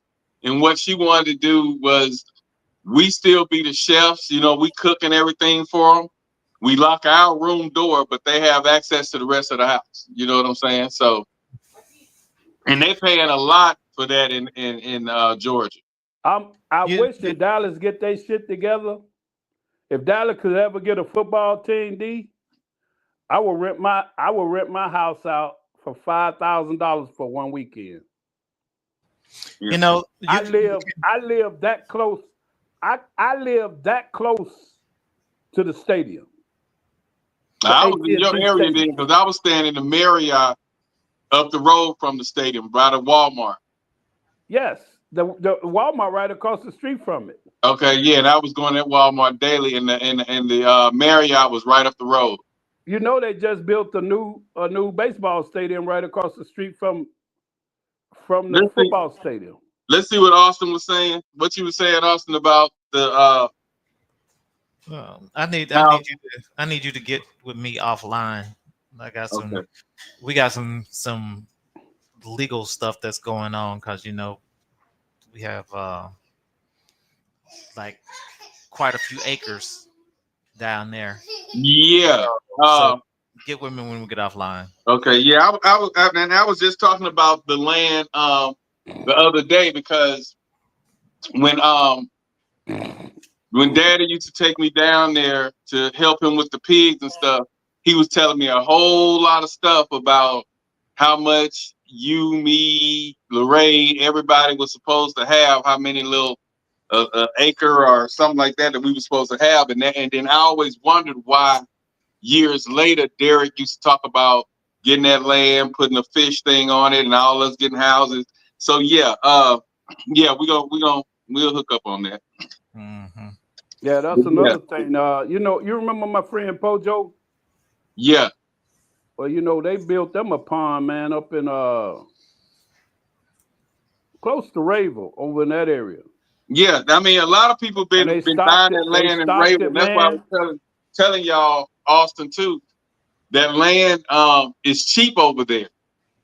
It's cheap, and then it's in a different area. It's not worn down or saturated like Monroe. And then you can actually build it up like Sterlington. And Sterlington is the happening thing right now in that area. So the Rayville area, Winsboro, and all that is next. Yeah. And it ain't nothing but grass out there, bro. Yeah. So there's money to be made, but the only reason, because I got a house that I'm not interested in Bastrop, just like Austin. We're not interested because, number one, I don't think he goes there as much, but he's closer than I am. I'm like 8.5 hours away from there. And they're going to need maintenance. They're going to need, things fixed. And I'm like, Carnett got 2 or 3 houses down there that we rented when Mr. Rabin died. We was in one of his Airbnbs. And he charged us, I think we were there for a weekend, and it was like $1,500. Right there, down the road that Johnny's Pizza on? Yeah. What's that, McWright Street? Cooper Lake, ain't it? Cooper Lake. His house right on Cooper Lake Road. It's a nice house. Yeah, and so the wife wanted to put some apartments down there, and we're thinking about doing end of this year or beginning of next year, but I don't trust the tenants. You have to thoroughly do the tenants, and she want to sign up with the Section 8 stuff, and I really don't want those type of people. I'm just saying, like it'll go downhill. Well, yeah, but she was like, well, they guarantee us money, but I really don't want to put. I want to put somebody in there that's going to take care of it. But the thing is, if the tenants tear it up, then the government pays for it. So it would be on my insurance, right? Because I was like, that's why you make them take out that liability insurance, $1 million liability insurance, $100,000, $300,000 liability insurance. But once you sign up on the Section 8, if they tear it up, they actually fix it. Yeah, they pay you to fix it now. If I don't know what the rates are. Yeah. Anything, I hadn't looked into it that in depth. Okay, because when she said that the other day, I'm like, we ain't on the same page, because I don't want them people in there because they don't care. They probably gonna come in there with 4 or 5 kids. They're gonna be putting holes in the wall. What you can do is you can do specialized housing and use it as for older people. So you can put it in for 55 and older or something of that nature. Okay. Yeah, you on something. We're gonna definitely have to talk. And I want to hold something like this too, Kurt, with the information you have about the land, what Austin's saying, and what I know. I want to hold one of our topics be about, other ways of making income. Because I want to do the credit thing, because I didn't I fought all my credit things by myself. I didn't use a credit company or nothing. I challenged all my credit and I got everything off of it. Right. Myself. And so I want to hold something like that on here also. And like I said, it's 2025. It's time to step out the box a little bit. Austin got us talking about stuff that I didn't want to really talk about. We had a gay person on here. transgender on here, which I never thought I'd do. You know, we just been doing a lot of stuff this year. We just been shaking it up, and so, but yeah, it's a lot of. What happened? What's his name? What was the other dude known name?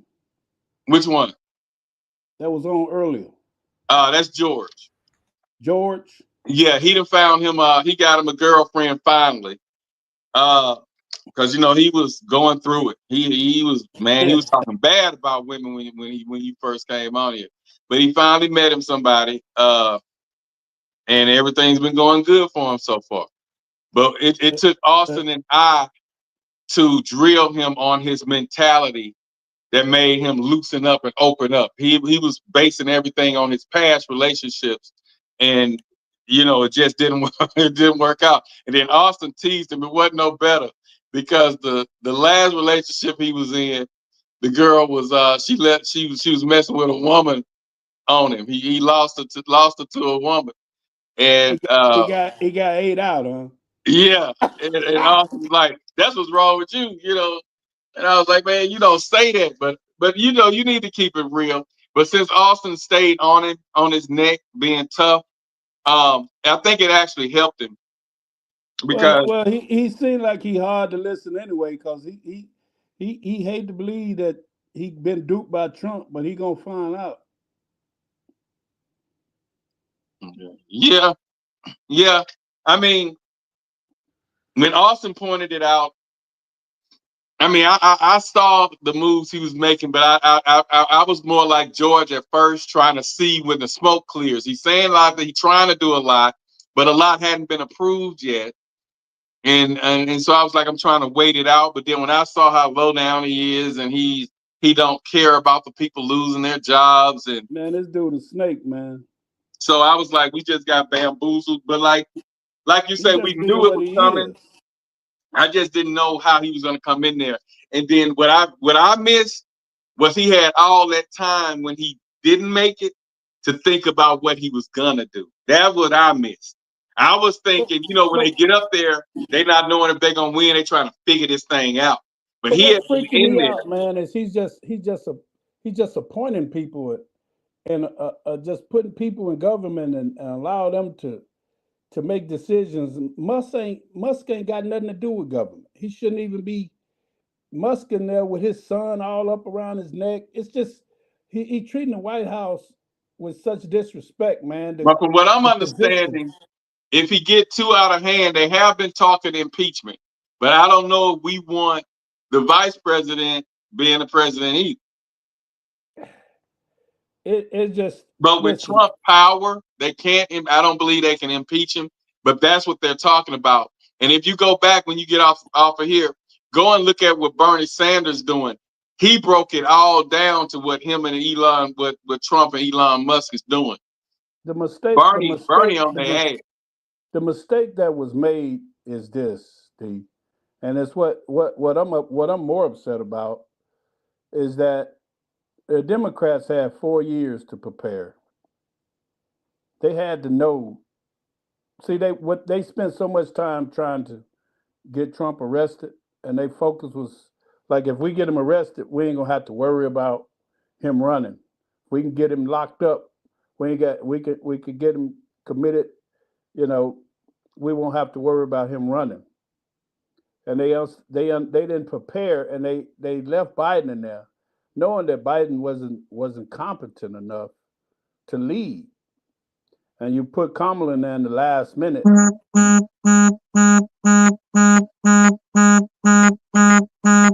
that? Okay, I got you. Yeah, and they put Biden in there to lead,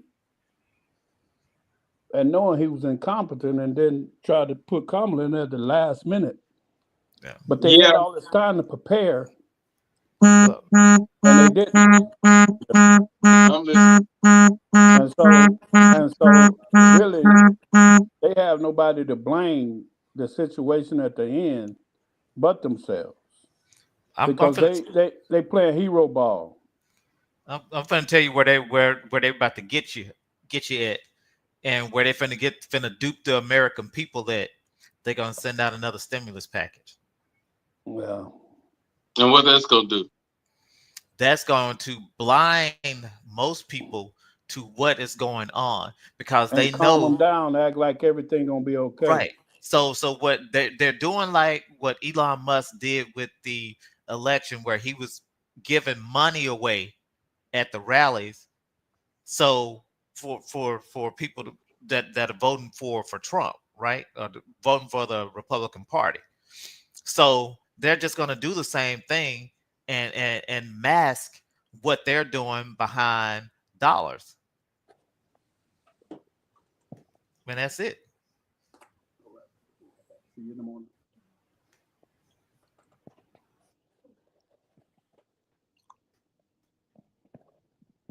Money can mean to some people, especially people that are going through, right now. So, and they're going to say it's to offset any rise in costs that have been created by some of the things that they have been doing. Did you see what he posted on X? Did you see what he posted on X today about having all absolute power, by having all power? Said a man cannot be somehow he said a man cannot be there's no crime in saving your country. That's what he said. Basically saying I can do whatever I want to. I'm saving this country, so there are no rules. There are no crime against me saving this country. Yeah, and he got that from Napoleon. Yeah. That's where he got it from. You absolutely right. So, and what happened to Napoleon? Napoleon was exiled. He was exiled to the island. First of all, he got all his soldiers killed. He got his ass towed up. Mm-hmm. And his wife was a whore. And he couldn't stand it because she was smacked. Hey, she had them young dudes while he was out there calling himself fighting a war. His old lady was getting smashed. And when he came back, he just wanted to touch her. he was being cuckolded. And there wasn't nothing he could do about it. Nope. And I think she left him and moved to another castle and had a baby for somebody else. No, what happened was they actually end up getting a divorce and saying it was for the betterment of the people because she wasn't at that time able to provide a child for him, an heir. Yeah. So he had to got with this other girl that was a few years younger. That's true. You're right. Ended up having children with her, but I can't remember the names and all that stuff. But he went and visited her. She had moved to the old castle or where they used to live or something. And he did go visit her. Mm-hmm, and then she ended up having a son or something. Some kind of way she ended up having a kid. But it wasn't his. I can't remember. I had to watch the story again because I watched it. Yeah, but I gotta get off of here. It's been real. Kurt, glad to have you back on. Yeah, I can make it on Wednesdays, man. That's cool. All right, that'll work. Yeah, we about to get off here too, Austin. Appreciate you coming on, and we need to like I said, we're gonna have what's called trending Trump topics, because that man doing too much right now.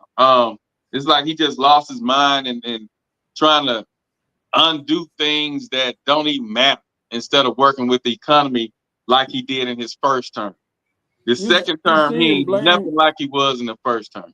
You've seen him blame the diversification on the crashes. He said the reason the plane crashed is because of diversification. Yeah, and then there weren't any minorities, women, well, any type of woman or male that would fall under what they call the DEI program that was associated with any of those crashes. But anyway, y'all go ahead and take it home, man. Yeah, I'm gonna get off too. But it's been a pleasure. Holler at us. We'll go deeper next week. All right, hey, but get up with me. I got you. All right, Austin. Good night. All right, have a great Hey, week. what time you going to bed?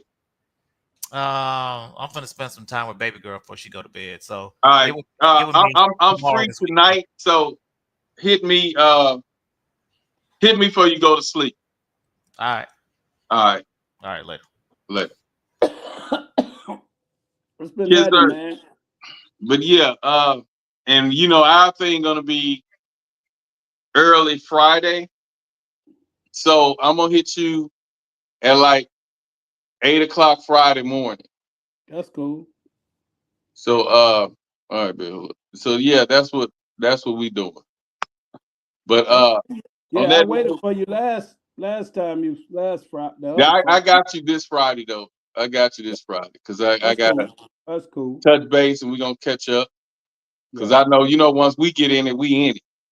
Yeah. So Yeah, man. I had a good time. so block off a good hour and we're gonna chat from 8:00.